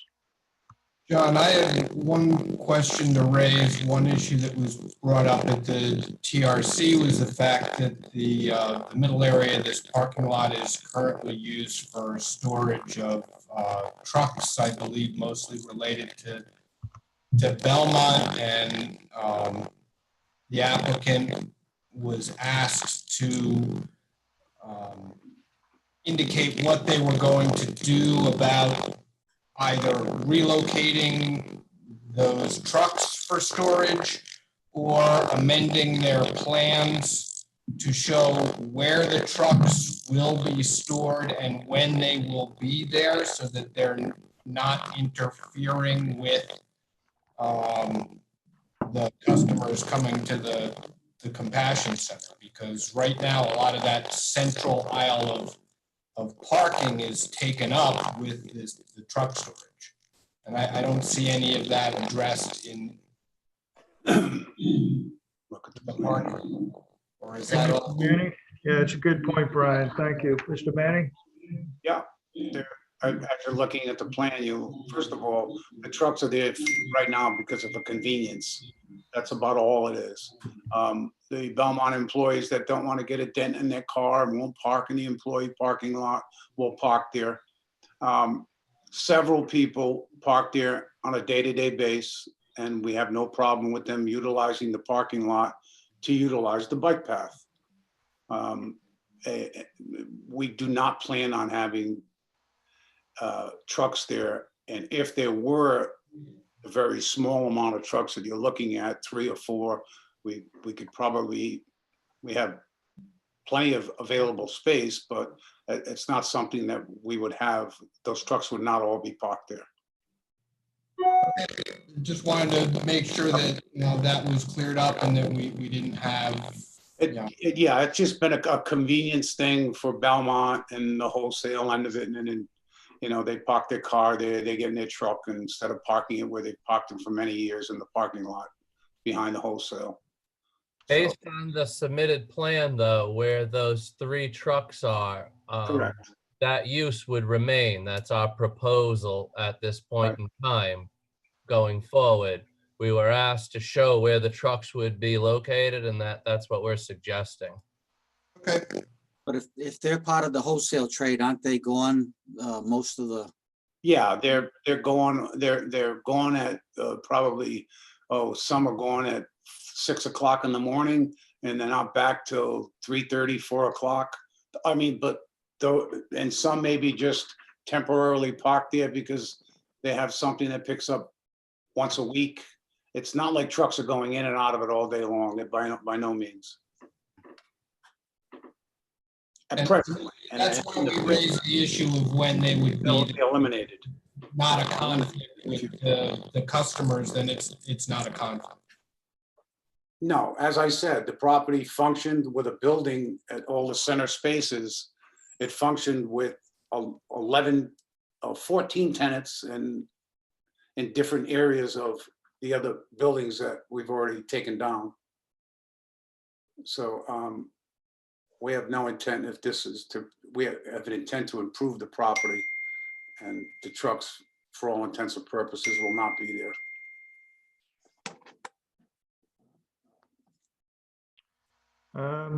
Jay, do I just want to look at public participation here? I may be missing it, but I don't see anybody with their hands raised. If there's anybody on the line that wants to, there we go. Everybody's raising their hands. If you raise your hand at the bottom of the Zoom screen. Mr. Chair. Oh, Maria, you're probably going to say what I'm going to say. I'm going to let you say. we generally need a motion to continue past 11. So we do. I'll make that motion. Okay, we have a motion from Maria. Do we have a second? Second. Right, that's to extend beyond 11 a.m. Yeah. All in favor? Aye. Aye. Aye, it is. Aye. Okay, so I know we had, let's do, Jay, let's do Mary Dowd Struck. She was the woman who came in first. Let's do her first and then work from the top down. Okay, Mary, you have the floor. Okay, I am the president of the Shadow Farm Condominium Association, and I've learned an awful lot tonight, especially about other areas of Wakefield, since I've been listening since 7 p.m. We only found out about this a week ago, so I'm not totally up to snuff on this, but I did visit 2 of the other compassion centers in Rhode Island, and we've surveyed our our owners. There are 60 condominiums in Shadow Farm, and we've been here for about 35 years. And the overwhelming majority of owners are opposed to this, to having a compassion center so close to a residential area. There's a lot that we're still looking at. For example, there's a difference between being legal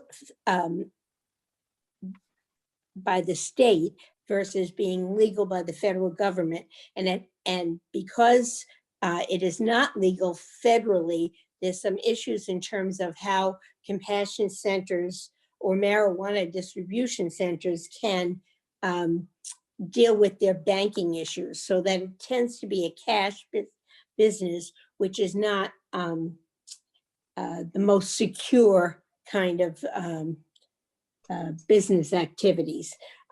We are concerned about the hours of operation. We're concerned about the lighting issues, for example. I know that Mr. Sands said that, we have a lot of dense landscaping in that we won't be able to even see things that are going on in the compassion center. But once winter comes and the leaves are off the trees, we see every truck that comes and goes from that parking lot. There's lights that shine into our houses, particularly in the areas that the condos that look right out on Cherry Street and Charles. But we're concerned about the impact on the bike path. So I really would like to know sort of what is the process from here? Will you make a recommendation to the zoning board, and then will the abutters get to, once we get our act together and find out more about this, will the abutters get a chance to speak at the zoning board as well as speaking here? So yes, to your question, Mrs. Struck. The planning board is just doing a site plan review. And our comments are advisory to the zoning board. And so at that point, you will have additional opportunity for your comments and to raise your concerns with the zoning board in its capacity to grant the special use permit that is being requested by the applicant. Okay, thank you very much. May I reply to Mary as well, please? Not at this point, Mr. Sands.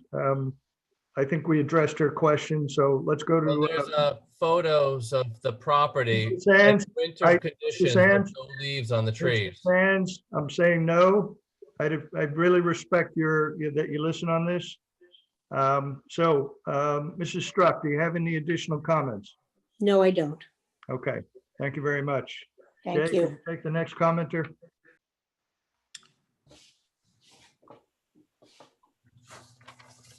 Sure, that would be Ellen Borden. Ellen, you have the floor.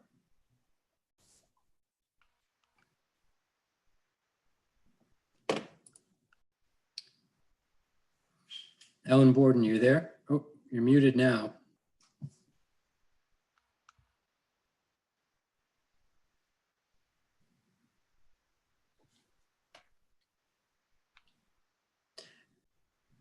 Can you hear me now? Hello? Yes. Oh, great. So I agree with everything that Mary said. I'm also in Shadow Farm, and I wanted to attend this meeting. And that I'm really surprised from the things that I heard that we would even consider this center because of the things that I heard. So this is the planning board, and you're looking at the site, and there's a lot of talk about traffic flow and Belmont trucks, and I see the trucks there all the time. They have more than 3. I've seen many there and during the daytime hours. And as someone who walks in the area a lot and also bikes, I have a lot of concern about the congestion. And again, back to that left-hand turn with the all the kids and the people that walk on that bike path. I think it would be not unusual for people to take a left-hand turn if there turns out to be a lot of congestion. But so I guess I three things. One is I don't know why we would entertain this site when it's such a hidden location. When I hear about needing security cameras and needing guards, this is a hidden location. It seems to me that there are much better locations for this sort of center, especially in light for what we heard, that there's so much commercial property available. And also, given that this is going to be a regional business, and people that will be coming into this area, they don't know how the traffic flows and these side streets, that I think that we could be bringing something here that doesn't belong here. Again, hearing about the traffic congestion, I mean, there's a lot of discussion tonight about that, and it is a big concern of mine. So I would just echo everything Mary said, but also as a person just observing the content of this meeting and the comments, it just doesn't seem like this is the place for the center. Thank you, Mrs. Borden. Jay, could we get the next caller?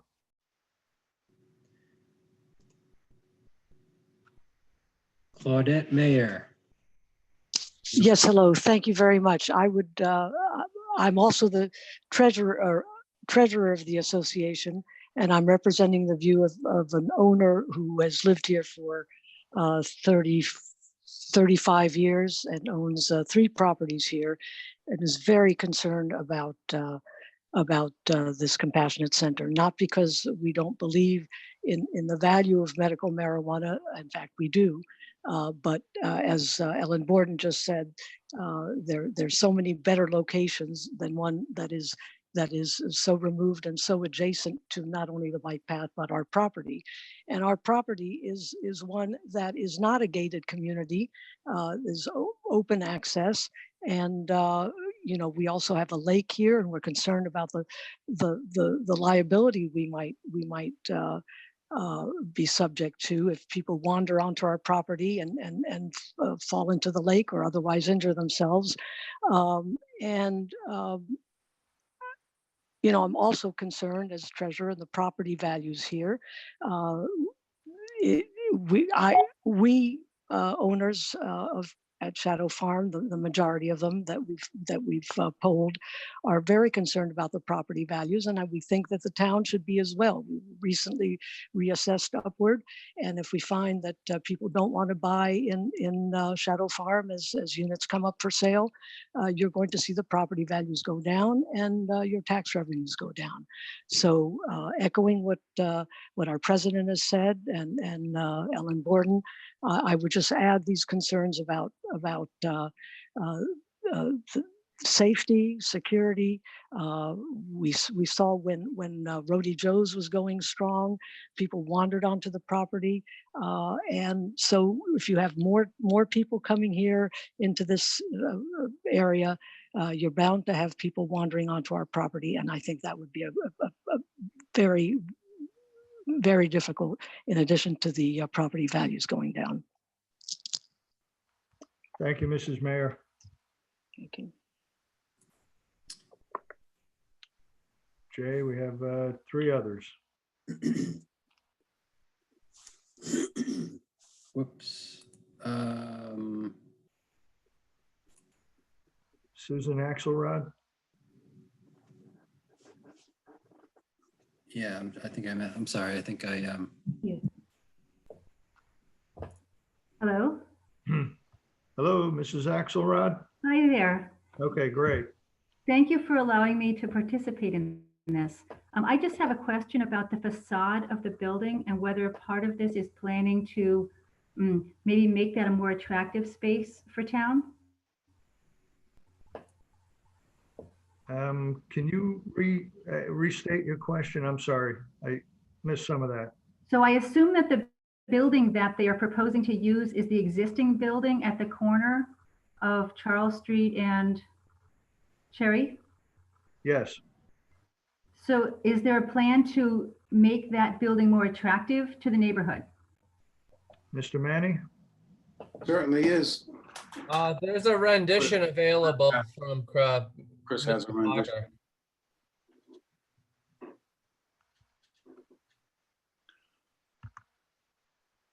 Ooh, that's a pretty big improvement. Yeah, we want to help things out. What will the view be from the street?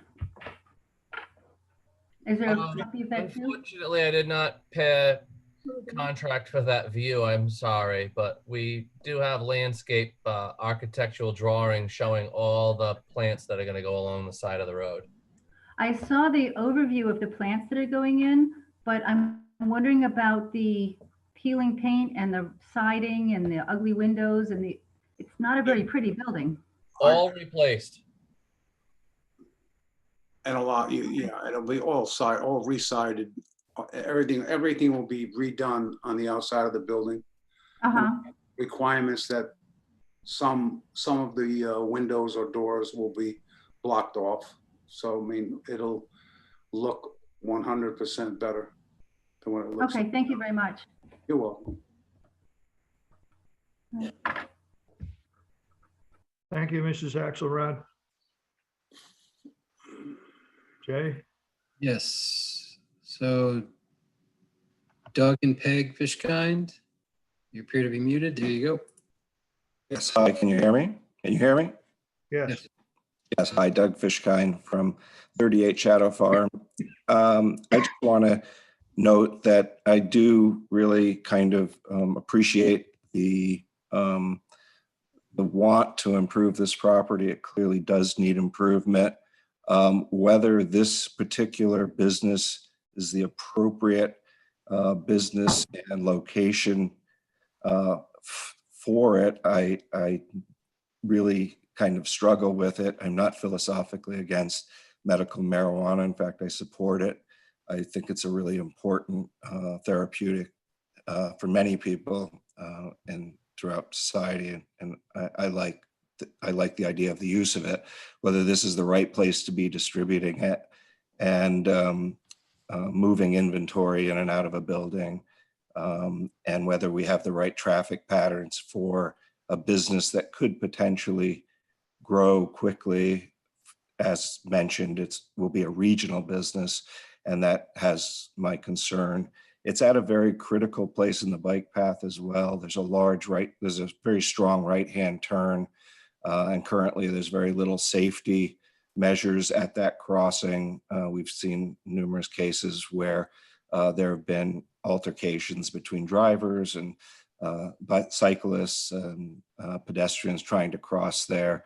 And I would certainly let the community members know, and this board know, it'll probably have to go on to zoning anyways, that they should really think hard about how that corner property is used with regard to traffic patterns, but also to try to improve those, I would say, even before one considers a business that might have a fair amount of volume.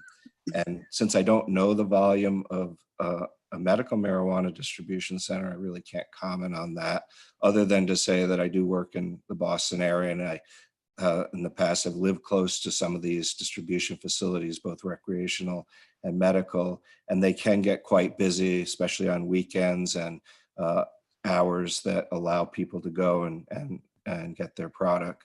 So I think the community will have to think hard about this, and I think it will probably be best taken up with zoning, but I do applaud the property owners for their interest in trying to improve this property. It truly does need improvement for our beautiful downtown Wakefield area, and I hope they're able to make that happen in the future.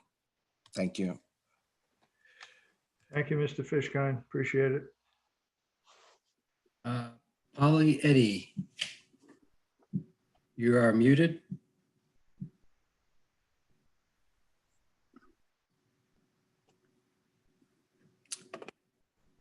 Polly, would you like to speak?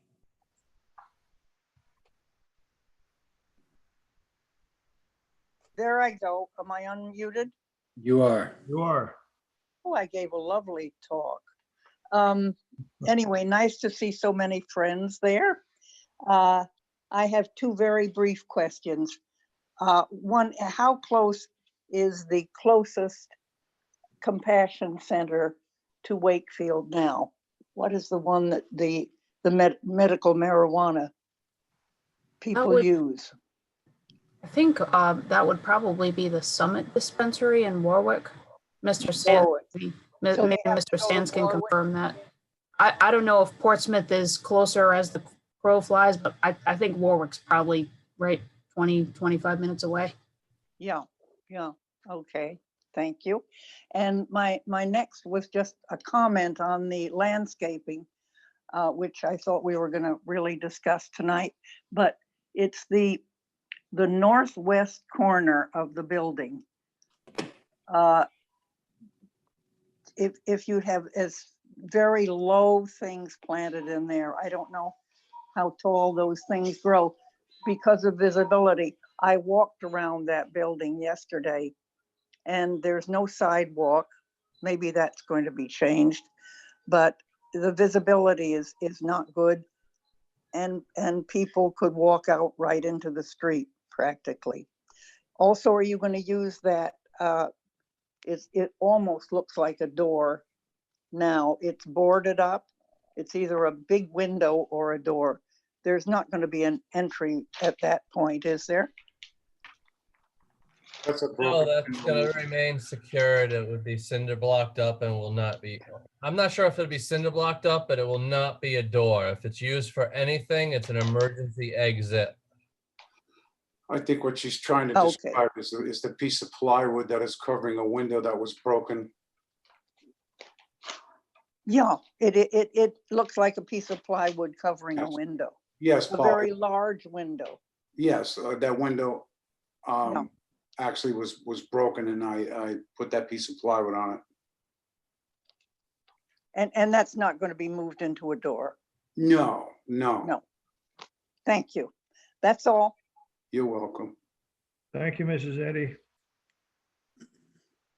And lastly, we have Eugene Rice. Eugene, you are muted. There you go. Thank you, sir, for taking the call. I am also a resident of Shadow Farm. I wonder if the gentleman could re-emphasize the conversations he had with the local law enforcement folks. You should know that for most of the winter, many of our residents are not here. Quite frankly, we're a burglar's paradise, and there are lots of folks that are concerned that this will draw people here, and the community is very vulnerable. What did the captain have to say? Mr. Sands? Well, a few different ways to address that. We did submit within our package a crime statistic survey from the Rhode Island State Police from the year that the Compassion Centers opened in the 3 existing towns hosting these centers, Warwick, Portsmouth, and Providence. And crime has decreased in all 3 areas.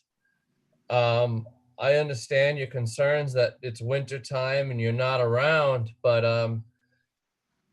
I've been doing the medical cannabis consulting since 2013, and these aren't junkies. These are real people that have real issues and they just want relief without impairment. There's a lot of propaganda out there, and I really do understand your concerns. I just urge you to do some non-biased research on your own. I don't believe that this will impact your property, sir. Thank you, sir. Okay, I don't see any more hands up. And so any additional comment from the board members or the staff? This is Maria. I just wanted to answer one of the questions that I think it was Polly Eddy had relative to the landscaping in the northwest corner. Those are grasses, rhododendrons, and ilex, which are nothing that would grow terribly tall.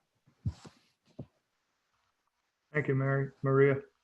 So I just want to remind people that, you know, in our capacity in doing the site plan review, there is no deadline for our decision on development plan review. So if we want to, if we feel we need to think about this a little further, by all means, we can do that.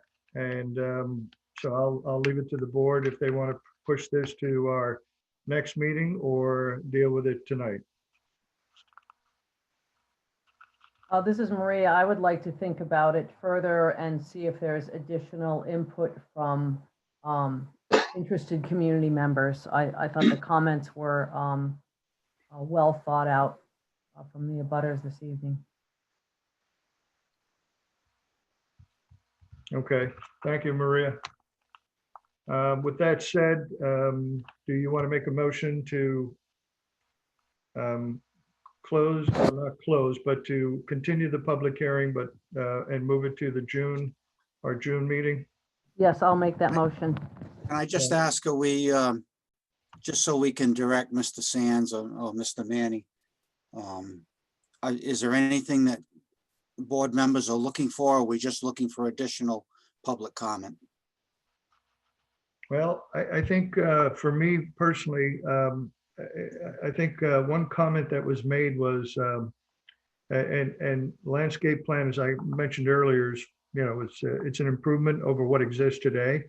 However, there was a comment about the lack of sidewalks around that same northwest corner of the building. And that's a valid point. And so there really is no sidewalk. You're walking in the road. And so I'm not quite, that struck me. It didn't strike me before until the comment was made. So I would say that's something that should be looked at, number one. And number two, I just want to make sure the trucks issue is, I heard Mr. Manny, I believe Mr. Manny, but by the same token, we just want confirmation of the existing, use of the lot or the parcel for Belmont truck spillover.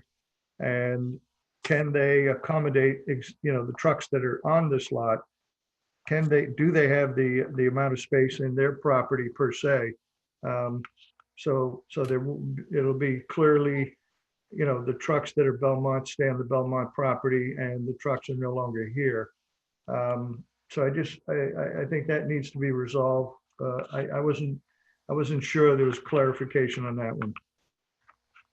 Mr. Chairman, how would you like to receive confirmation on this truck issue? I would suggest just formal addressing of that, if this were approved and the zoning board were to approve its use, that trucks, in essence, trucks parked there today will cease their parking and park over on the Belmont side of the street. We submitted a plan tonight that we're requesting spots for 3 trucks. 3 Belmont trucks were submitted tonight as our request and our parking plan submitted.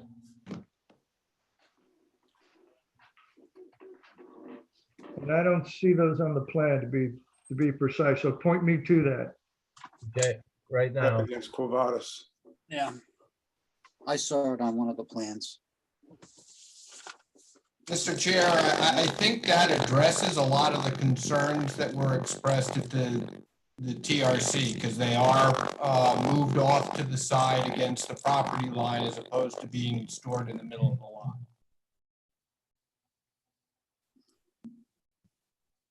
So Brian, point out where the trucks are going. I'm not seeing that on the parking plan. I'm sorry. Right there along the eastern boundary, Jay's got the control, so he's circling them, right?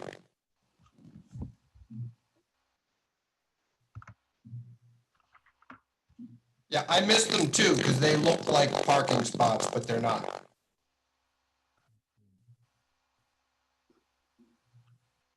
Jay.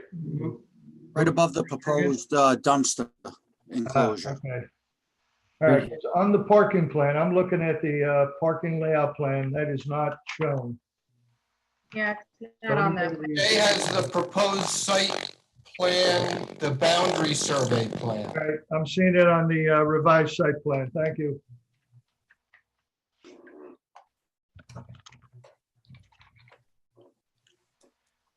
Any other comments from the board?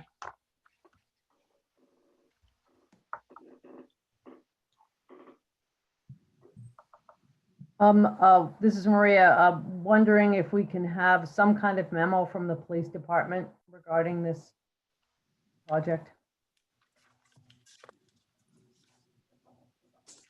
Maria, the police department was involved with our last TRC meeting and recorded, and they documented all their findings. Was there anything additional that you needed? I don't see that in our staff comments, and it would just be helpful to have that for the record. I thought you were present for the meeting. I'm sorry. I'll get that for you. Right, but we don't. In writing would be preferable. So that would be addressing some of the safety issues, Maria. Is that what you're in, in terms of some of the issues that have been brought up of people being on site as well as having the security cameras and such? So just clarifying so that we could share with our neighbors at Shadow Farm what were some of the resolutions that the police felt. Is that what you're saying? Yes. Yeah, I would agree with that.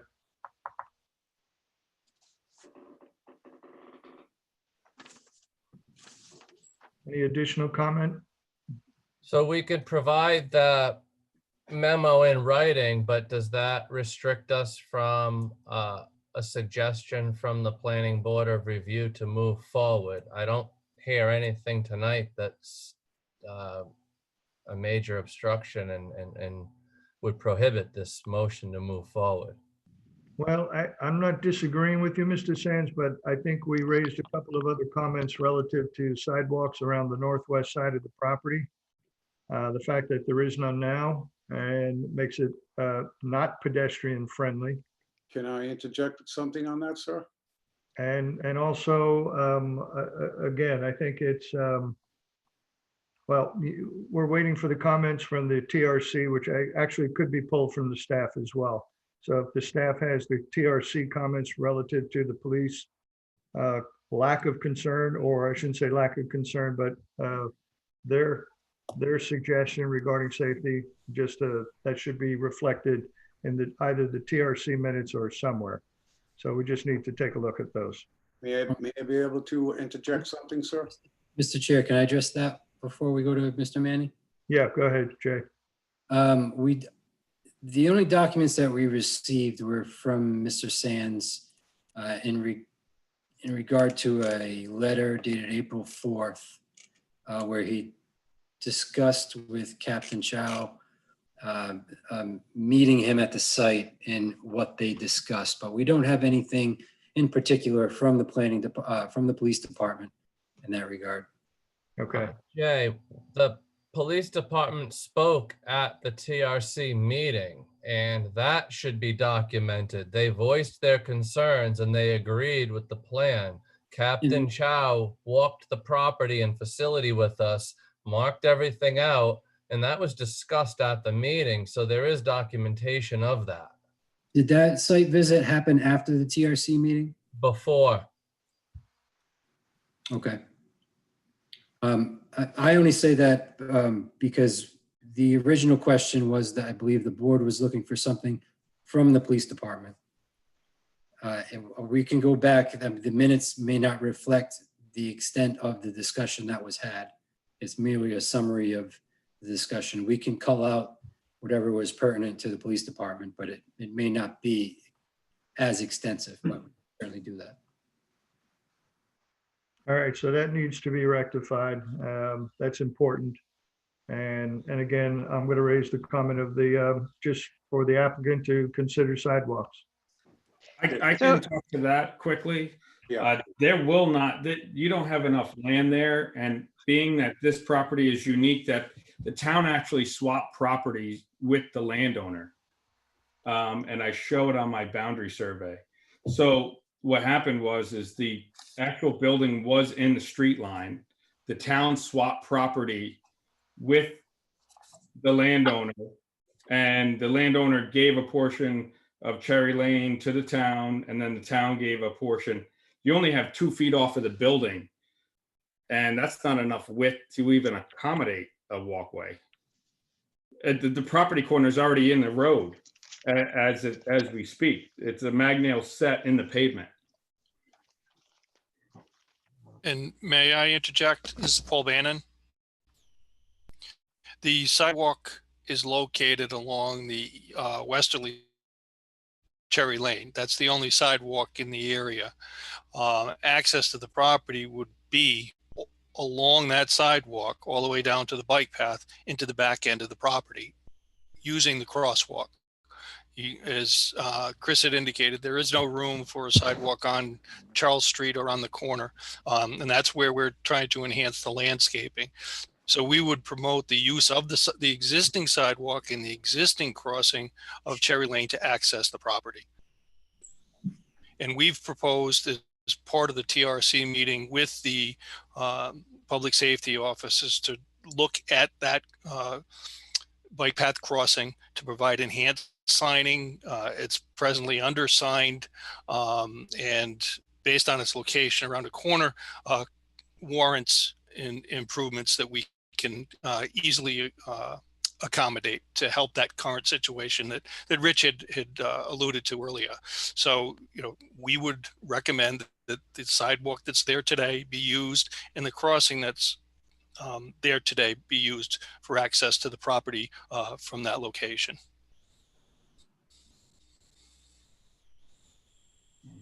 Can that be added to the plan?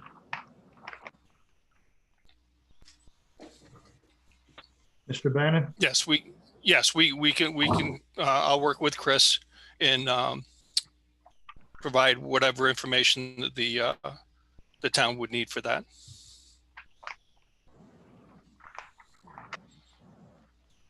So, John, I'm just wondering if, given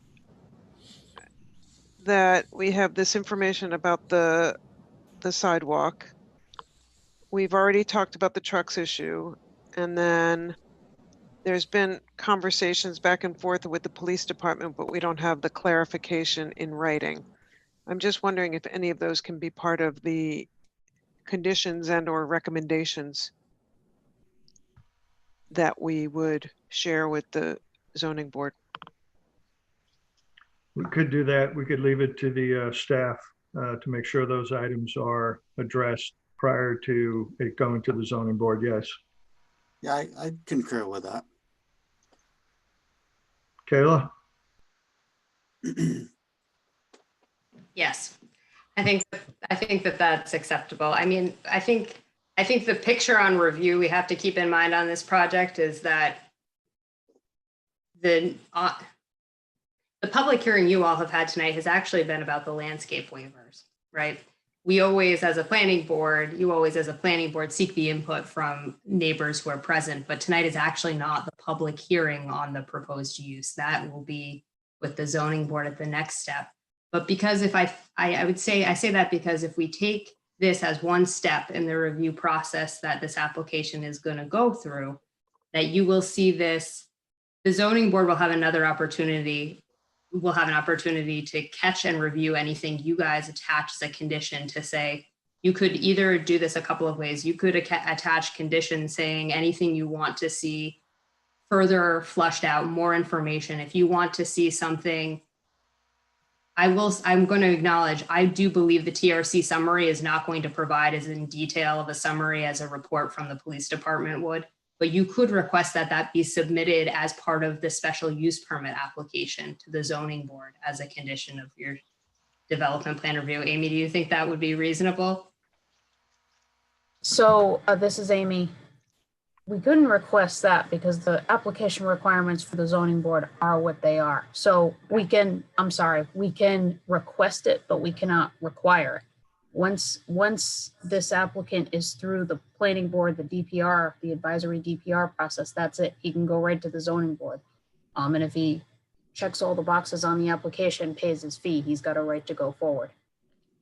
I think he probably understands it's to his benefit to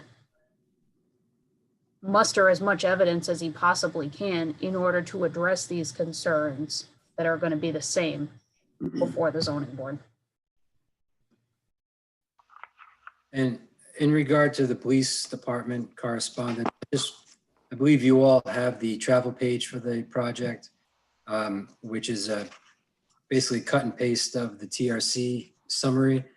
And there is really no feedback or input that came out of, or that's articulated in the summary. So I would suggest asking the police department if, as a recommendation, to forward something to the zoning board, or have the applicant request it of the police department. I will absolutely agree to request a memo from the police department. I also request that that does not obstruct your decision tonight on moving forward. It's just a condition for the special use permit. Is that what I'm hearing? It's something we're talking about, yes. So in addition, they were on page 6 of 9 in the staff memo, project review memo. And Steve, I believe, mentioned adding subject to a Rhode Island license for the Compassion Center, number 1. And we acknowledge these are merely advisory, Amy. Secondly, under future limitations and consideration, that the development plan under review currently is for a medical marijuana compassion center use, which is currently allowed by state law, should recreational marijuana. So that entire paragraph would be added to the findings of fact as part of the draft motion. And also, so the sidewalks and crosswalk demarcation on the plan, truck validation, and again, as Jay pointed out, the police department letter on safety issues. So Pam, is that consistent with your 3 items that you mentioned? Yes. It goes a little bit more, but would you like to make a motion to that effect? Oh my God. So moved. You said it really well. So we have a motion from Pam. Do we have a? I'll second that, John. I'm sorry, say again. I will second that. Joe? Okay, we have a second from Joe. Any further discussion? This is Marie. I just want to say that I'm not comfortable supporting this at this point in time. I think, in my opinion, there are too many issues with regard to the traffic, the multiple uses, the bike path, and the impact on adjacent property values, to name a few. I understand that this is within the zoning board's jurisdiction, but again, I'm not comfortable supporting this at this point in time. Excuse me, why did you not bring these views up? No, excuse me, Mr. Sands. Mr. Sands, your comment is not, at this point, we're having a board discussion. Ms. Mack has the opportunity to make that comment.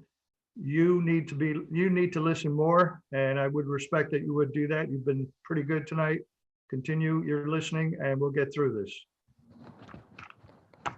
So we have a motion from Pam. We have a second from Joe. Any further comment? Pam, can you call the roll call vote? John Riondo. No. Maria Mack. Nay. Steve DeMasi. Yes. Elise Trillo. No. Joe Murphy. Aye. Pam Rubinoff. Aye. We have a tied vote, 3-3. We don't have. So the effect, so this is Amy, the effect of a tie vote in this case is declining, but again, it's an advisory decision only. So the zoning board will consider this. They'll have the record of your comments. And I'm sure the applicant will do what he can to address the comments of the board and the public before the zoning board hearing goes forward. Okay, thank you, Mr. Sands. We do have one additional item on the agenda under G, recommendation to the town council zoning ordinance text amendment regarding COVID-19 temporary relief outdoor seating service. Kayla or Jay, would you like to lead? Yes, so I'll take this one. So you all have in your packets, and members of the public who may be interested will be able to see hyperlink to the agenda. A memo from, oh, sorry, I just opened technology issue. My apologies. I just opened the live streaming and it was playing back to me. It threw me off my game. So you have a memo attached to the agenda from me of basically summarizing let me start this again. During the work session 2 weeks ago on the 14th of May, we had a discussion on the town's plans to provide temporary relief to restaurants during the COVID-19 pandemic to allow them to expand into their outdoor seating area, into their outdoor areas on their site to provide outdoor seating during periods of reduced capacity related to COVID-19. That initially was pushed forward as an executive order by the town manager under his executive powers during the declared state of emergency. But we understand that this is something that will go on for a bit of time. And so we're now coming before you all with a formal draft recommendation to support what needs to be changed in the zoning ordinance to allow this to happen for this temporary relief permits to be considered.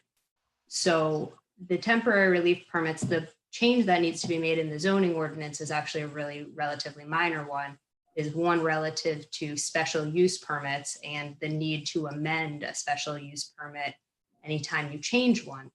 The impact or the effect of this change is to allow that a restaurant would not need to go back to the zoning board of review to have a reconsideration of their alcohol service area on their site during a temporary relief period where we're allowing them to expand outdoors. Right now, because a special use permit is what establishes the alcohol service area for a restaurant, that would be needed in a normal circumstance. But under these situations, this is the recommendation being put forward.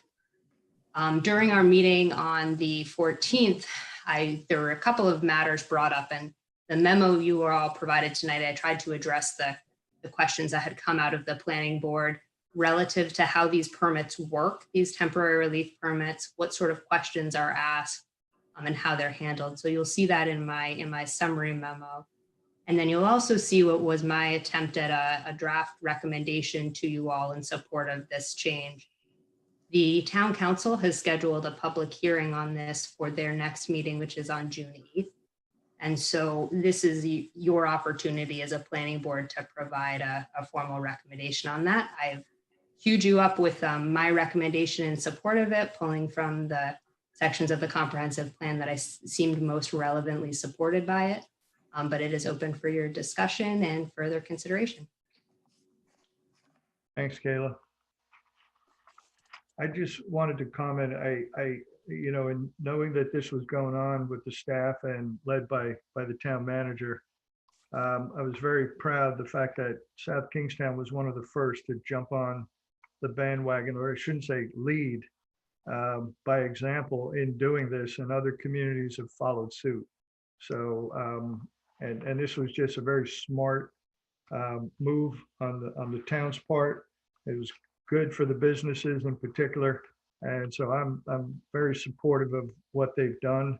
I don't think it takes anything away from us as, whether it's the planning board, zoning board, other commissions that may have, have the ability to opine on permits of the like, but I just think it's a great idea, and it's also temporary, as we know, but it does give the businesses a shot in the arm and the ability to recoup lost revenue. This is Maria. I completely agree. You said it perfectly. It's just the logical thing to do. It's really good. I'll let you all know, just for interest, that at this point, under the executive order authorizing it through the town manager that we're under today, there have been 13 of these issued for different restaurants and commercial establishments in town. And the feedback we have heard from business owners at this point has been, they have been pleased that the promise the town has made of a 3-day turnaround on review on them has actually felt more like a day or a day and a half. And there have been comments that having the building official and the town engineer look at those site plans has actually yielded better results for those businesses a bit too. So the process is going well so far. We expect it to continue that way. So Kayla, I too think that this is awesome. It's nice driving around town, like the one time a week that I get out, and seeing people enjoy this. What is going to be different once this passes to what is going on now? It sounds like you are already practicing. Yeah, so the answer is nothing really. Okay. What it does to do this in the zoning ordinance is it allows us to extend this past a period of time where the designated state of emergency or Rob's executive powers might be taken away.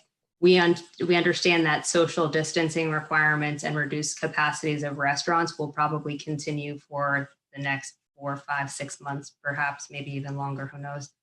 And so doing this in the zoning ordinance lets us give a bit of predictability to those businesses so that they can understand what kind of a timeline we're going to authorize this for.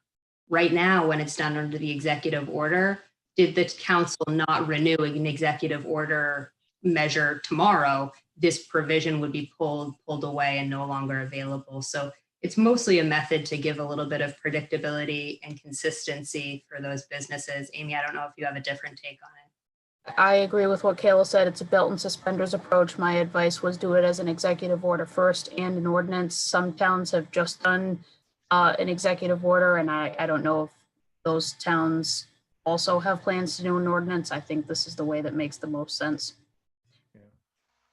Thank you. Any additional comments from board members? Okay, that said, I'll be happy to make that motion. sounds good. Go ahead, Maria. Maria makes the motion. Do we have a second? I'll second it. We have a second from Steve. Any further comment? Pam, do you want to take the vote? I would love to. John Riondo, Aye. Maria Mack, Aye.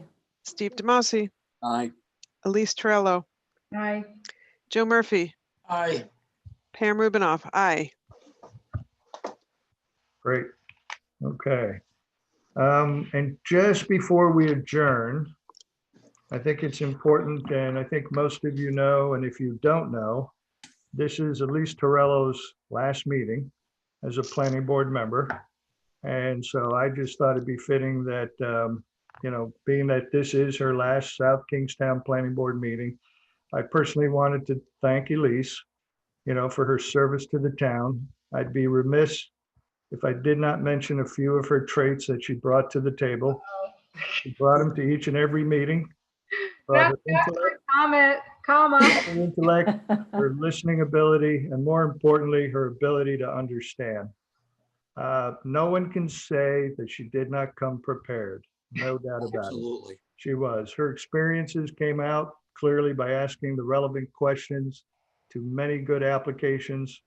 Your thoughtful, calm demeanor, your statements during work sessions made us all stronger and contributed to a better town planning policies.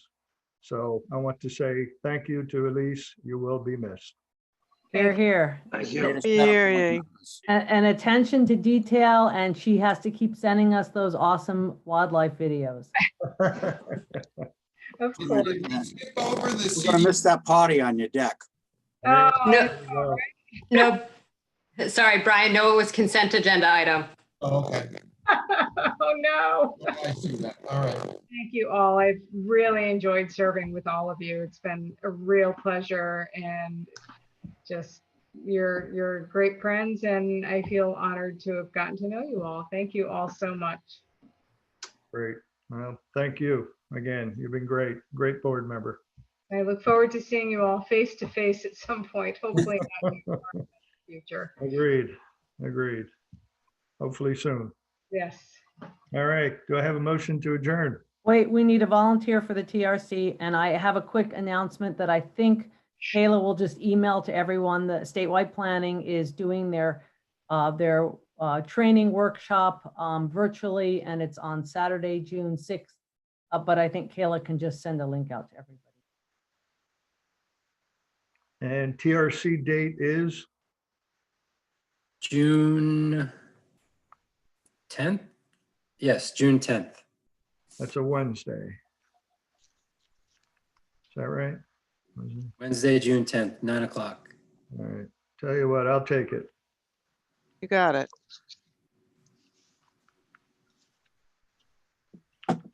Okay, motion to adjourn. So moved. Maria, second. Second, Come on, Pam. Elise, do your last second. Second. We're going to give it to Elise. Elise has the second motion to adjourn. So we have a motion from Maria, second from Elise. Pam, do you want to do the vote? You Oh can my do it by gosh. consensus, actually. The motion to All right. adjourn Yeah. by consensus. Yes. All right, we're adjourned. Non-discussable. At midnight. Before Good night, midnight. Thank you, everybody. John. Yes. Take care. All right, bye-bye. See you, Bye, see everybody. everybody. Right.